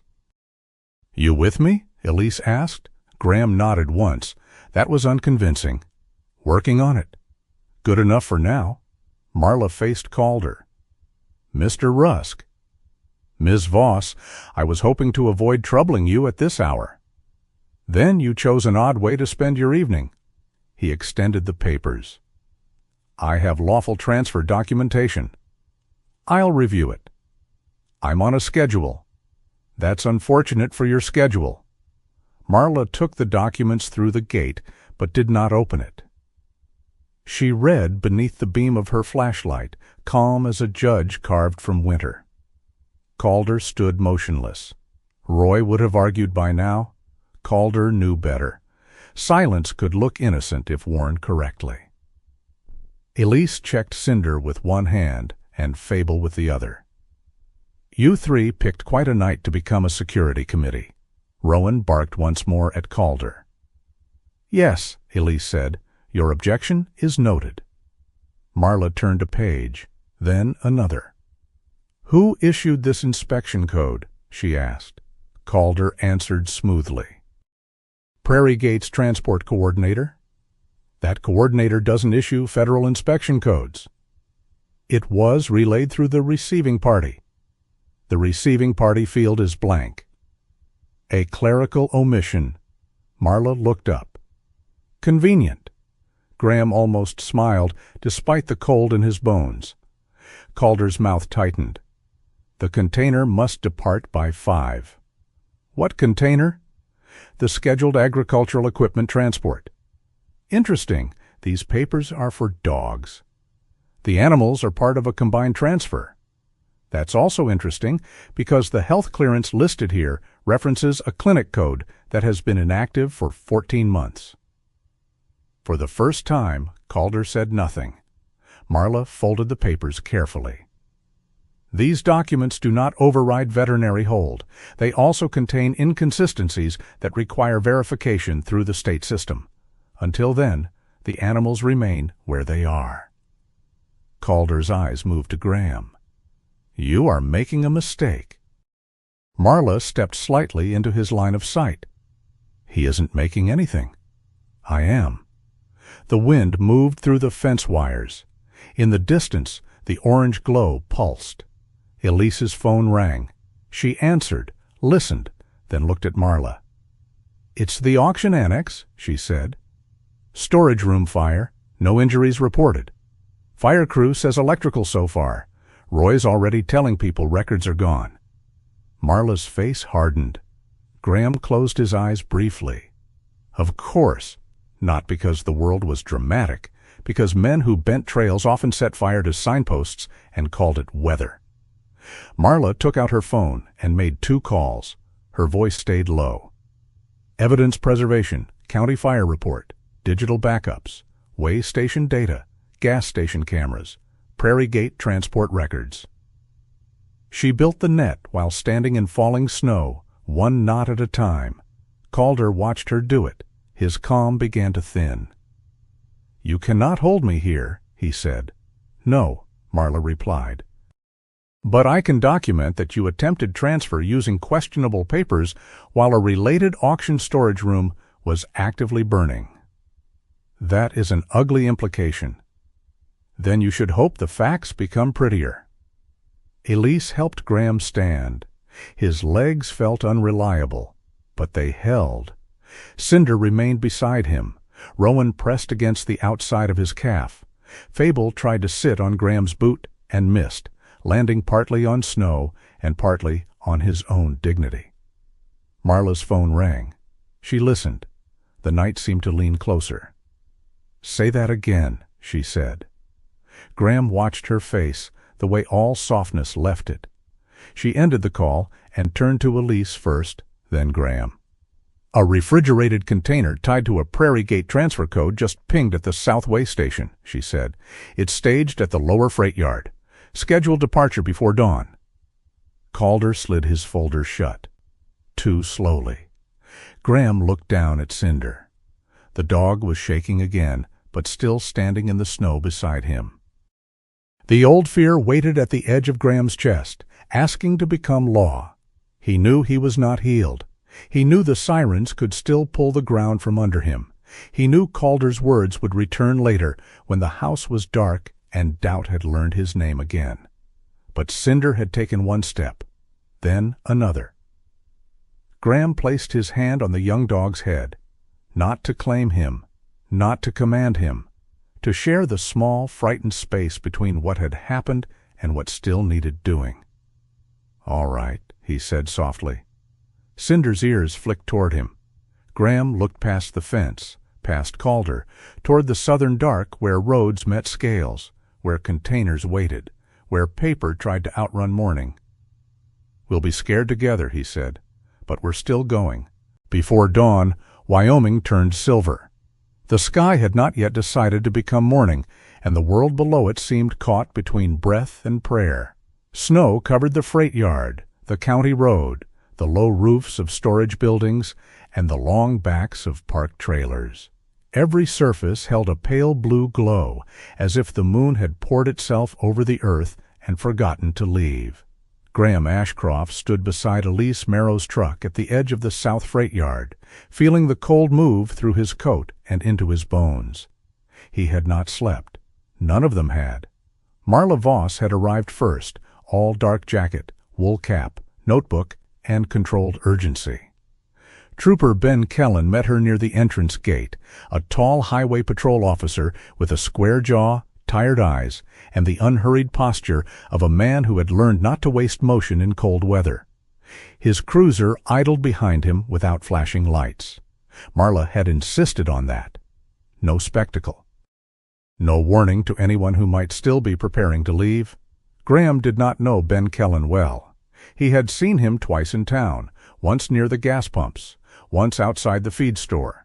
Kellen had the look of someone who preferred facts over speeches and coffee over miracles. That suited Graham fine. The three dogs waited in the back of Elise's truck, secure behind a barrier and wrapped in the heater's warmth. Rowan sat upright, staring through the rear window as if he had been born to supervise government work. Cinder crouched low, his ears moving at every engine. Fable had wedged himself partly under Rowan's chest, less from fear than from a lifelong belief that personal space was a rumor invented by lonely people. Marla walked over to Graham before anyone moved toward the yard. "You understand your role," she said. It was not a question. Graham looked beyond her to the rows of trucks. "I stay back. You stay with Elise. I don't approach the driver. You don't approach anyone unless I tell you to. I don't touch the container. You don't touch the paperwork. I breathe, point if I recognize something, and avoid becoming the reason a lawyer smiles later." Marla studied him for a second. That last part was almost poetic. "I'm tired." Tired may be an improvement. Elise stepped down from the truck, pulling on gloves. "I'll keep him out of trouble." Marla looked at her. Elise sighed. "Fine, I'll attempt to keep him out of trouble." Trooper Kellen joined them, his breath white in the air. "Yard manager says a refrigerated container declared as agricultural equipment is scheduled out before sunrise. Dispatch code matches the ping you sent. Driver's already warming up." "Any sign of Calder Rusk?" Marla asked. "Not yet." "He will be near the papers," Graham said. Kellen glanced at him. Graham kept his eyes on the yard. Men like him stay close to whatever makes them feel untouchable. No one argued. The freight yard opened beyond the gate in rows of metal and shadow. Salt piles rose under tarps. A warehouse wall stretched long and colorless beneath security lights. Diesel engines idled in different corners, each one making its own rough music. Some coughed, some hummed, some rattled deep in their frames. Together they formed a wall of sound that pressed against Graham's chest before he took the first step forward. He hated how fast his body remembered. One engine became 10. 10 became something larger. The vibration moved up through his boots, into his knees, into the old locked places behind his ribs. The snow, the yard, the men in reflective jackets, the light on metal. All of it remained real, but it began to thin. Elise noticed. "Graham." "I'm here." "Say 3 things." He almost told her no. The refusal rose out of habit, old and sharp. Then Cinder made a thin sound from the truck. Graham turned. The young dog was shaking so hard the barrier trembled faintly. His eyes were not on all the trucks. They moved from one engine to another, overwhelmed, unable to settle. Rowan pressed close to him, but even Rowan's confidence looked strained. Fable sat down abruptly in the truck bed, as if declaring that Dawn had become unacceptable. Graham swallowed. "Snow," he said. Elise waited. "Diesel." "And?" He looked at Cinder. "Rowan's ear is crooked." Rowan's left ear tilted slightly under the strain of being responsible for everyone's poor decisions. Elise nodded. "Good. Don't tell him I said that. He already knows." The dogs stayed in the truck at first. That had been Marla's rule. They were not search dogs, not official evidence detectors, not tools. Their presence was only for identification if the paperwork demanded it, and because Elise argued that moving them away from Graham after the night they had endured would create more distress than controlled proximity. Controlled proximity. Another phrase that sounded colder than the thing it meant. It meant family was allowed to stand near the door, but not step through it. Marla and Kellen walked ahead toward the office, where a yard supervisor in a reflective vest waited with a clipboard and the unhappy face of a man whose morning schedule had been invaded by state authority. Graham remained with Elise near the truck, far enough back to obey, close enough to see. The sky lightened one shade. No sunrise yet, just the first rumor of it. A refrigerated container sat near the far side of the yard, partly hidden beyond a warehouse corner and a mound of plowed snow. White trailer, clean enough to have traveled recently. Graham saw no chain from where he stood. No dent. Not yet. Two other trucks idled between them and it. Engines layered over engines. Cinder began to pull backward inside the truck. His claws scraped the bedliner. The sound was small, almost lost beneath diesel, but Graham heard it. Maybe because his own body was doing the same thing from the inside, scraping for a way out. Elise opened the rear door carefully. "Just air," she said to the dogs. "No heroics. Nobody here's getting a cape." Fable immediately tried to climb over Rowan. "No cape for you especially," Elise added. Graham clipped a short lead to Rowan first, then Fable, then Cinder. His hands were steady enough. That surprised him. Cinder resisted stepping down, so Graham did not pull. He waited with one boot on the icy ground and one hand resting loose near the dog's chest. "We can stand here," he said. Cinder trembled. The yard noise rose as another engine started. Cinder jerked back. Graham's breath shortened. Rowan came down from the truck and stood beside Graham's leg, body tight as a drawn bow. Fable hopped down next, landed in soft snow, sank 2 inches, and sat with a deeply offended look at the universe. Elise murmured, "Your smallest witness has filed a complaint." Graham almost laughed, but the sound did not make it out. Cinder stared into the freight yard. For a long moment he did nothing but shake. Then he stepped down, not bravely, not cleanly. His paws slipped on the packed snow, and he pressed himself low, nearly crawling. Graham kept the lead slack. Rowan leaned into Graham's leg. Fable, still sitting, looked from one face to another as if trying to determine whether this was a meeting or a very poor breakfast plan. From across the yard, Marla lifted a hand. "Wait." Graham waited. Every instinct in him wanted to move, to cross the yard, to close distance, to put himself between the dogs and whatever waited behind the warehouse. But Marla had been right from the beginning. Slow danger loved impatient men. It fed on them. So he stood still. The driver of the white refrigerated container climbed into his cab. The brake lights glowed red. Then the trailer began to move.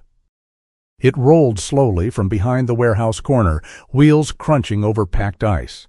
Graham's body tightened in recognition before his mind had proof. White trailer, rear door partly visible. A dent near the latch. Cinder froze. The yard still thundered with engines, but inside that thunder came a small, precise sound. Clink. The loose chain under the trailer struck metal. Cinder's ears snapped forward. Clink. His shaking changed. Not less. Different? Fear narrowed into recognition. Clink. 3 notes, small as coins dropped into a tin cup, loud enough to split the morning. Graham heard Nolan Pruitt's voice in memory. That chain should have been replaced. He heard Cinder's claws in the auction crate. He heard his own heart, old and stubborn, refusing to be fooled by the noise around it. Cinder did not bark. He did not lunge. He simply stared at the trailer with the terrible stillness of a creature seeing the shape of a wound. Graham raised one hand, slow and clear. Marla saw him. He pointed toward the moving container. "That one," he called, voice rough but carrying. "Behind the salt shed. White reefer, dented rear latch." Cinder lowered his body, eyes locked. Graham added, 3 clink chain. Marla turned to Kellen. The trooper moved. No drama, no drawn weapon, no shouted command like a movie trying to impress itself. He stepped into the lane with one hand raised, the other on his radio, posture calm enough to make disobedience look foolish. The driver braked hard enough for the trailer to shift. Clink, clink, clink. Cinder flinched so violently that Graham felt it through the lead. Fable sprang up and planted himself beside Cinder, though his legs were too short to make the gesture as majestic as intended. Rowan gave one low, furious bark. "Easy," Graham whispered. He did not know whether he meant it for the dogs or himself. The driver leaned out of the cab window, irritated. "Problem?" "Routine inspection," Kellen said. "Already cleared." "Then it'll be brief." Marla approached the cab with the yard supervisor, who suddenly looked much less annoyed and much more interested in standing behind a state investigator. Elise remained with Graham and the dogs, one hand lightly on Cinder's back. Graham saw Calder Rusk before Calder saw him. He emerged from near the office trailer wearing the same dark elegance as the night before. Clean coat, clean gloves, face composed as if dawn itself were a meeting he had scheduled. He carried the leather folder. Of course he did. Calder's eyes moved from Kellen to Marla, then to Graham. For a second, something cold passed between them. Not surprise. Calculation. Marla intercepted him before he reached the truck. "Mr. Rusk." "Ms. Voss." Calder's voice remained smooth. "This shipment has a departure window." "So I keep hearing." "The delay may create liability." "Most truth does." Calder offered papers. "Agricultural equipment, pre-cleared." Marla took them, read the container number, then looked toward the rear doors. "Kellen," she said. The trooper walked to the back of the trailer with the yard supervisor. Graham could see the seal from where he stood. A strip of numbered security plastic looped through the latch. Marla compared the number to the manifest. Then again, her pencil stopped. "This seal number doesn't match the departure record." Calder did not blink. "Yard replacement, weather damage." "Logged where?" "I'd have to check." "You do that." Kellen crouched near the latch. "There are marks here." The driver climbed down, grumbling, but he did not interfere. Men with small guilt often got loud. Men with large uncertainty watched the nearest exit. This driver watched Calder. Marla read another line. "The inspection code on your transfer paperwork," she said, "matches a canceled batch." Calder's jaw moved slightly. A small thing. Enough. Elise leaned closer to Graham. That sounded bad. It sounded like numbers finally biting back. Fable chose that moment to lick snow from Graham's glove. He paused, considered the taste, and recoiled with a look of moral betrayal. Graham breathed out. It was not quite a laugh, but it was closer than fear expected. The seal was removed under Marla's direction and Kellen's documentation. No one rushed. Every step was photographed. Every number read aloud. Every person present was named for the record. The law, when done properly, moved like an old draft horse. Slow, heavy, hard to stop once its weight began to matter. When the trailer doors opened, cold air rolled out. Inside were crates of metal parts near the front, stacked too neatly, as if arranged for anyone who looked only a little. Behind them, strapped beneath a tarp, were file boxes, transport binders, and sealed plastic tubs marked with generic inventory labels. No dramatic horror waited inside, no scene that needed to be turned away from. That somehow made it colder. Marla climbed only as far as the threshold. Kellen photographed. Elise stayed with the dogs. Graham did not move from his place, though every part of him wanted to see. Marla opened one binder, then another. Her face went still. "Chip Bliss," she said. Calder said, "Training stock records. Incorrect chip entries across multiple auction transfers. That's administrative." "Repeatedly?" No answer.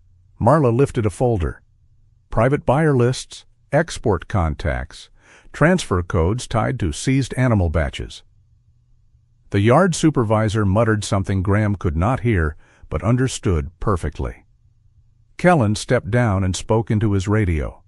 Calder finally lost the polished ease around his eyes. Only there. The rest of him remained arranged, but the eyes knew. A call came in before sunrise fully broke. Roy Fenwick had been stopped near the auction house with a duffel bag of remaining records and cash receipts. He had claimed he was protecting documents from the storage room fire. Kellen listened to the report, then looked at Marla. Marla only said, "Secure him for interview." Graham closed his eyes for 1 second.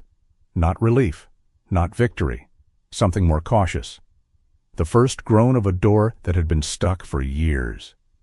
Prairie Gate Holdings' contract was frozen pending investigation within the hour. Marla said the words over the phone with no triumph in her voice, which made them more powerful. A woman did not need thunder when she had the right signature at the right time. The yard slowly changed around them. Drivers who had complained about the delay stopped complaining. The supervisor stopped pretending this was normal. The sky brightened behind the hills, and all the metal surfaces in the yard caught the first gold of morning. Snow on the trailer roof shone like a blade turned harmless by light. Cinder took 1 step forward. Graham did not move.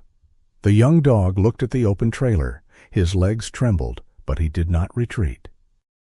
Rowan stood beside him, shoulder touching shoulder. Fable, perhaps deciding the worst was over because no one had offered breakfast, sat down on Graham's boot. Elise said softly, "That's enough for him." Graham nodded. He lowered himself onto the snow. Not suddenly, not from collapse. He simply sat because his body, having held itself upright through sirens, engines, threats, and dawn, no longer knew what to do with the permission to breathe. The cold came through his jeans immediately. He did not care. Cinder came to him. The dog did not rush. He crossed the short distance as though every step still required a vote from his entire body. When he reached Graham, he lowered his head and pressed his forehead against Graham's chest. Graham's hand hovered for a moment, then rested lightly behind Cinder's ears. Rowan stood at Graham's right side, facing the yard, stern guardian of a kingdom that consisted of 1 tired man, 2 foolish brothers, and a patch of dirty snow. Fable licked the glove again, apparently unwilling to believe winter could taste bad twice, then made the same betrayed face. This time Graham laughed. It was small, it was real. It startled him enough that he looked at Elise. She smiled, but said nothing. Marla walked over a few minutes later, boots crunching across the ice. Her face was drawn with exhaustion, but her eyes were clear. "You did well staying back," she said. Graham looked up at her from the snow. "That a compliment? Don't make it weird. I'll try not to treasure it." "You do that." She looked at Cinder. He did well, too. Graham's hand moved once over the dog's fur. He was scared? So were you. Yes. And here we are. For Marla, it was almost a sermon. The sun broke over the low hills then, slow and gold, pouring light across the freight yard, over the container, the tire tracks, the state vehicles, the dogs, and the man sitting in the snow with his hand on a trembling young shepherd. Graham listened. Engines still idled. Trucks still moved in the distance. Metal still clicked somewhere in the yard. The world had not gone quiet for his sake. It never had, and it never would. But the sounds were no longer all one thing. Some engines carried danger. Some carried lies. Some carried men doing their jobs, tired and cold before sunrise. And some, if met with the right witness and the right courage, became bells. Not church bells, not victory bells. Nothing so clean. Bells made of chain, dented metal, and a frightened dog's memory. Bells that called the lost back into the record. Bells that told Graham Ashcroft, for the first time in longer than he could measure, that not every noise on the horizon meant someone was being taken away. Sometimes it meant someone had been found. The investigation did not end with sunrise. That was something Graham Ashcroft had to learn after the freight yard, after the 3 metal notes beneath the white trailer, after Cinder's trembling forehead pressed against his chest while the sky turned gold over Wyoming. In stories told by men at diners, truth arrived like a thunderclap. The right door opened. The wrong man was taken away. The innocent went home before supper. Real truth was slower.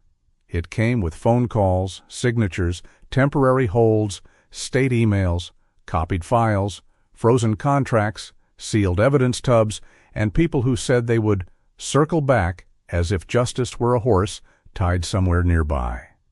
Roy Fenwick did not vanish into legend. He became a name on several formal complaints, then a man answering questions about altered lot sheets, release signatures, and auction transfers that no longer looked clean under daylight. Calder Rusk, who had arrived at Graham's ranch with polished shoes and colder words, became something else entirely. A narrow door leading toward Prairie Gate Holding and the people above it. Prairie Gate's contract was suspended while state officials reopened custody records tied to seized animals across multiple counties. More dogs were traced, more names surfaced, more paper trails, once bent, were forced slowly back into shape. There was no parade, no triumphant headline taped to the wall of Merrow Veterinary Care. Just Marla Voss standing in Graham's kitchen 3 days after the freight yard, saying, "This will take time." Graham looked past her to the porch where Rowan stood with his front paws on the step, surveying the pasture like a disappointed landowner. Cinder lay close to the doorframe where he could see both Graham and the road. Fable had discovered a bootlace and was trying to pull Graham's left boot into a new political system. "How much time?" Graham asked. Marla's face gave away nothing. "Enough that you'll dislike it." "I already dislike it." "Then you're ahead of schedule." Elise Merrow stood near the counter with a folder under one arm and 3 vaccination tags in her coat pocket. She had inspected the tack room twice in 3 days, each time finding some small improvement Graham had made before she could suggest it. A better latch, a warmer mat, a windbreak near the lower door, a second water bowl in case Fable decided civilization was optional. Elise had begun using the phrase annoyingly competent whenever she checked his work. Graham suspected it was a compliment in her native language. "The dogs remain in protective custody," Marla said. "You remain temporary foster under veterinary oversight. No adoption until ownership review clears, and no counterclaim survives verification." Graham nodded. He understood the words. That did not make them easier to carry. The 3 dogs were here. Their breath was in the house. Their paws marked the snow between the porch and the tack room. Their bowls had already found a place beneath the porch roof, lined up against the wall where the wind did not reach. And still, legally, they did not belong to him. That should not have hurt. It did. Elise must have seen it in his face because she said, "Temporary doesn't mean fragile." Graham looked at her. "It means documented," she added. Marla nodded. "And documented is what keeps them from being moved again." That helped. A little. Graham had spent most of his life trusting action more than waiting, Action had shape. Waiting was fog. In the teams, hesitation could cost lives. On the ranch, waiting meant letting other people inspect his fences, his forms, his medication list, his references, his capacity to care for 3 young dogs who had already been failed by too many clean-looking systems. It was a different kind of courage. No one trained him for a battle fought with patience, and patience, Graham was discovering, had terrible manners. It arrived uninvited, sat at his table, drank all the coffee, and criticized his handwriting. He filled out forms anyway.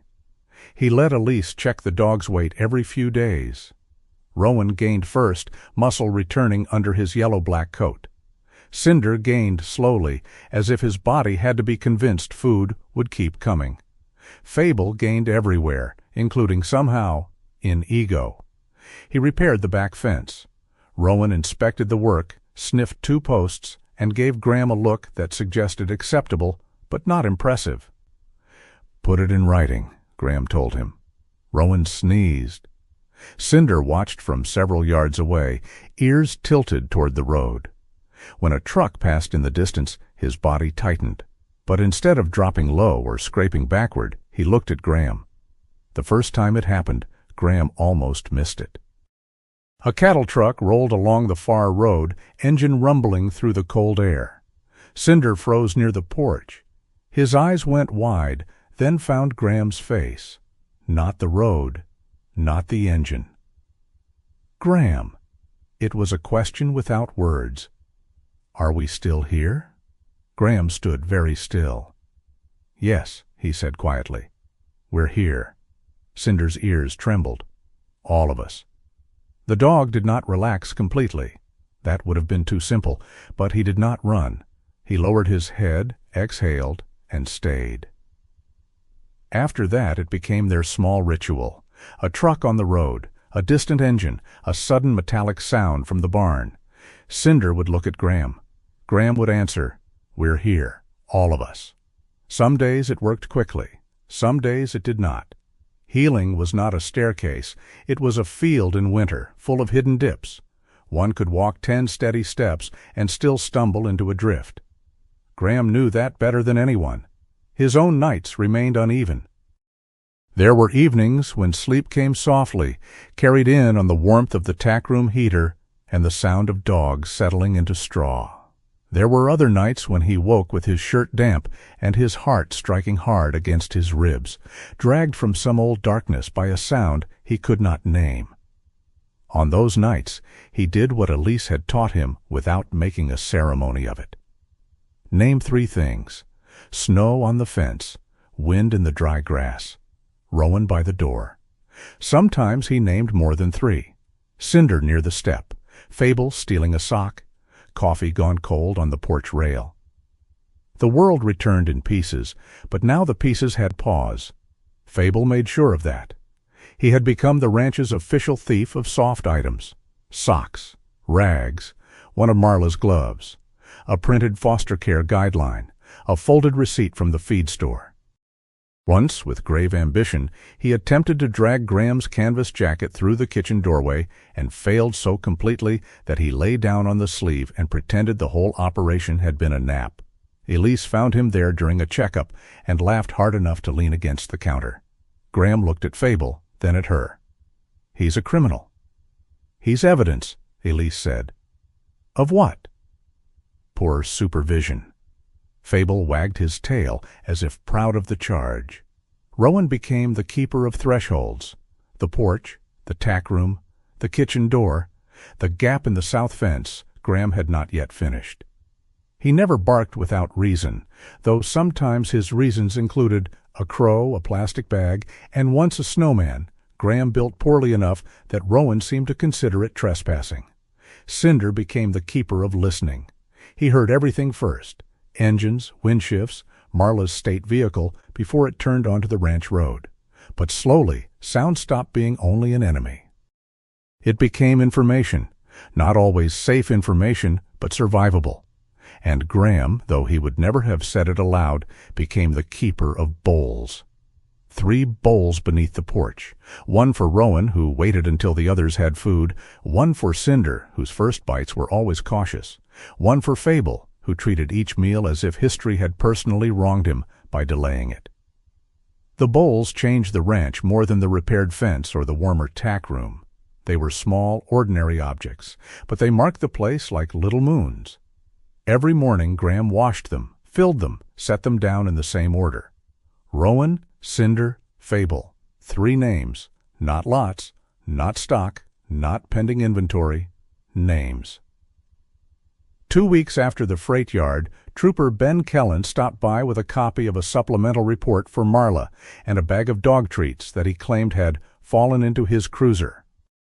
He stood by the porch with his hat in his hand, looking less official and more awkward than Graham expected. "I owe you something," Kellen said. Graham waited. "I wasn't sure about you at first." "That was fair." Kellen looked at Cinder, who watched him from behind Graham's leg, but did not hide. "Maybe, maybe not. I wrote what happened at the yard exactly. The dog's response matched the mechanical identifier provided by Nolan Pruitt. Your observation helped establish probable cause for a closer inspection." Graham studied him. "That sounds like an apology written by a committee." Kellen's mouth twitched. "State training." "Accepted." The trooper set the treats on the porch rail. Fable appeared from nowhere and began evaluating whether the bag was legally open. Kellen looked down. "That one always like that? Worse when awake?" "He's awake now."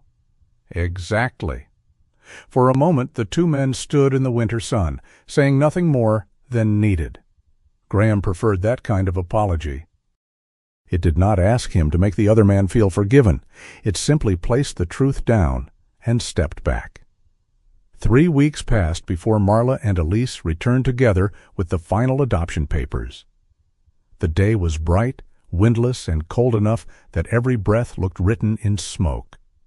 Graham saw their vehicles coming from the porch and knew before either woman stepped out. He did not know how he knew. Maybe it was the way Elise carried a small box instead of her medical bag. Maybe it was the way Marla held one folder against her coat with both hands. Maybe it was because Rowan, for once, did not bark. He simply stood tall beside the porch, as if receiving guests to a kingdom he had already approved. Cinder moved to Graham's side. Fable came out carrying one of Graham's socks because history required a witness of low dignity. Marla climbed the steps and handed over the folder. "Ownership review cleared," she said. "No valid counterclaim. Prairie Gate's transfer claim has been withdrawn pending investigation. These 3 are eligible for adoption together." Graham looked at the papers. The words blurred slightly. Not because he could not read them, because somewhere deep inside, the part of him trained for loss did not know what to do with a thing being given back. Elise opened the small box. Inside were 3 collars. Rowan's was dark brown leather, sturdy and plain. Cinder's was deep charcoal with a small brass tag. Fable's was golden tan, though Elise had added, "Don't get attached to the cleanliness." Graham reached for the pen Marla offered. His hand shook. He hated that it shook. Then he decided, with some surprise, that maybe he did not. A man's hand could shake from fear. It could also shake from standing at the edge of something good after years of expecting the bridge to fall. He signed, Rowan Ashcroft, Cinder Ashcroft, Fable Ashcroft. 3 lines. 3 names returned to the world in the right place. Elise crouched to fasten the collars. Rowan endured his with solemn nobility. Cinder held still, eyes on Graham. Fable tried to bite his own tag, missed, and bit the air with great confidence. Marla closed the folder. "Don't let Fable manage the paperwork." Fable immediately grabbed the corner of the adoption envelope. Graham caught it before he could retreat under the porch. Marla looked at him. "I rest my case." For once, Graham laughed without stopping himself. That night, snow fell again over the ranch. Not much, just a thin white hush settling on the fence rails and pasture grass. The 3 bowls were clean beneath the porch. The sign still leaned beside the door. 3 siblings, do not separate. It no longer looked like a plea. It looked like history. Graham went to bed with Rowan stretched near the doorway, Cinder beside the low dresser, and Fable upside down on a blanket with all 4 paws in the air, sleeping in a position that suggested he had never once considered danger a personal concern. Sometime after midnight, a truck passed on the road beyond the pasture. Graham woke instantly. His eyes opened to darkness. His chest tightened. The old instinct rose, swift and obedient. Listen, locate, prepare. Across the room, Cinder lifted his head. The engine moved along the dirt road, low and steady, not stopping, not turning in, just passing through the world as engines did. Graham listened. Cinder listened. The sound grew smaller, farther, thinner. It dissolved into the wide, white dark beyond the fence. No one ran. No one disappeared. Rowan sighed from the doorway, irritated at being awakened by a threat that had failed to present itself properly. Fable rolled farther onto his back, mouth open, dignity absent, peace absolute. Cinder lowered his head beside Graham's hand. Graham touched the dog's fur once. "We're here," he whispered. Cinder breathed out. "All of us." Graham lay back. He waited for the old darkness to return with its teeth, its echoes, its inventory of loss. It did not come. Or maybe it came to the porch, saw 3 bowls beneath the roof, heard 3 young dogs breathing in the room, and decided there was no place left to sit. Outside, the road remained a road. The engine had been only an engine. The snow had been only snow. And the night, for once, did not ask him to pay for surviving it. Graham closed his eyes. Around him, Rowan guarded the threshold. Cinder kept watch over the quiet, and Fable slept like a foolish little saint who had stolen a sock and redeemed a house. For the first time in years, Graham Ashcroft slept through until morning. Not because the world had gone gentle, not because the wound inside him had vanished, but because the sound beyond the fence no longer meant someone was being taken away. It was only a road. And inside the ranch house, beneath the soft winter dark, his family had come home whole. This story reminds us that love is sometimes proven in a simple refusal, refusing to look away, refusing to separate what belongs together, refusing to believe that fear has the final word. Graham did not find peace because the world became quiet. He found it because 3 frightened dogs taught him that even broken hearts can still become shelter. And sometimes, by God's grace, healing begins not with a grand miracle, but with one small step toward someone who is just as afraid as we are. If this story touched your heart, share your thoughts in the comments. Tell us which moment stayed with you most, and consider subscribing to True Seal Dog Stories for more stories of courage, loyalty, and hope. May peace find you gently tonight, and may you never forget that even in the coldest season, love can still bring a family home.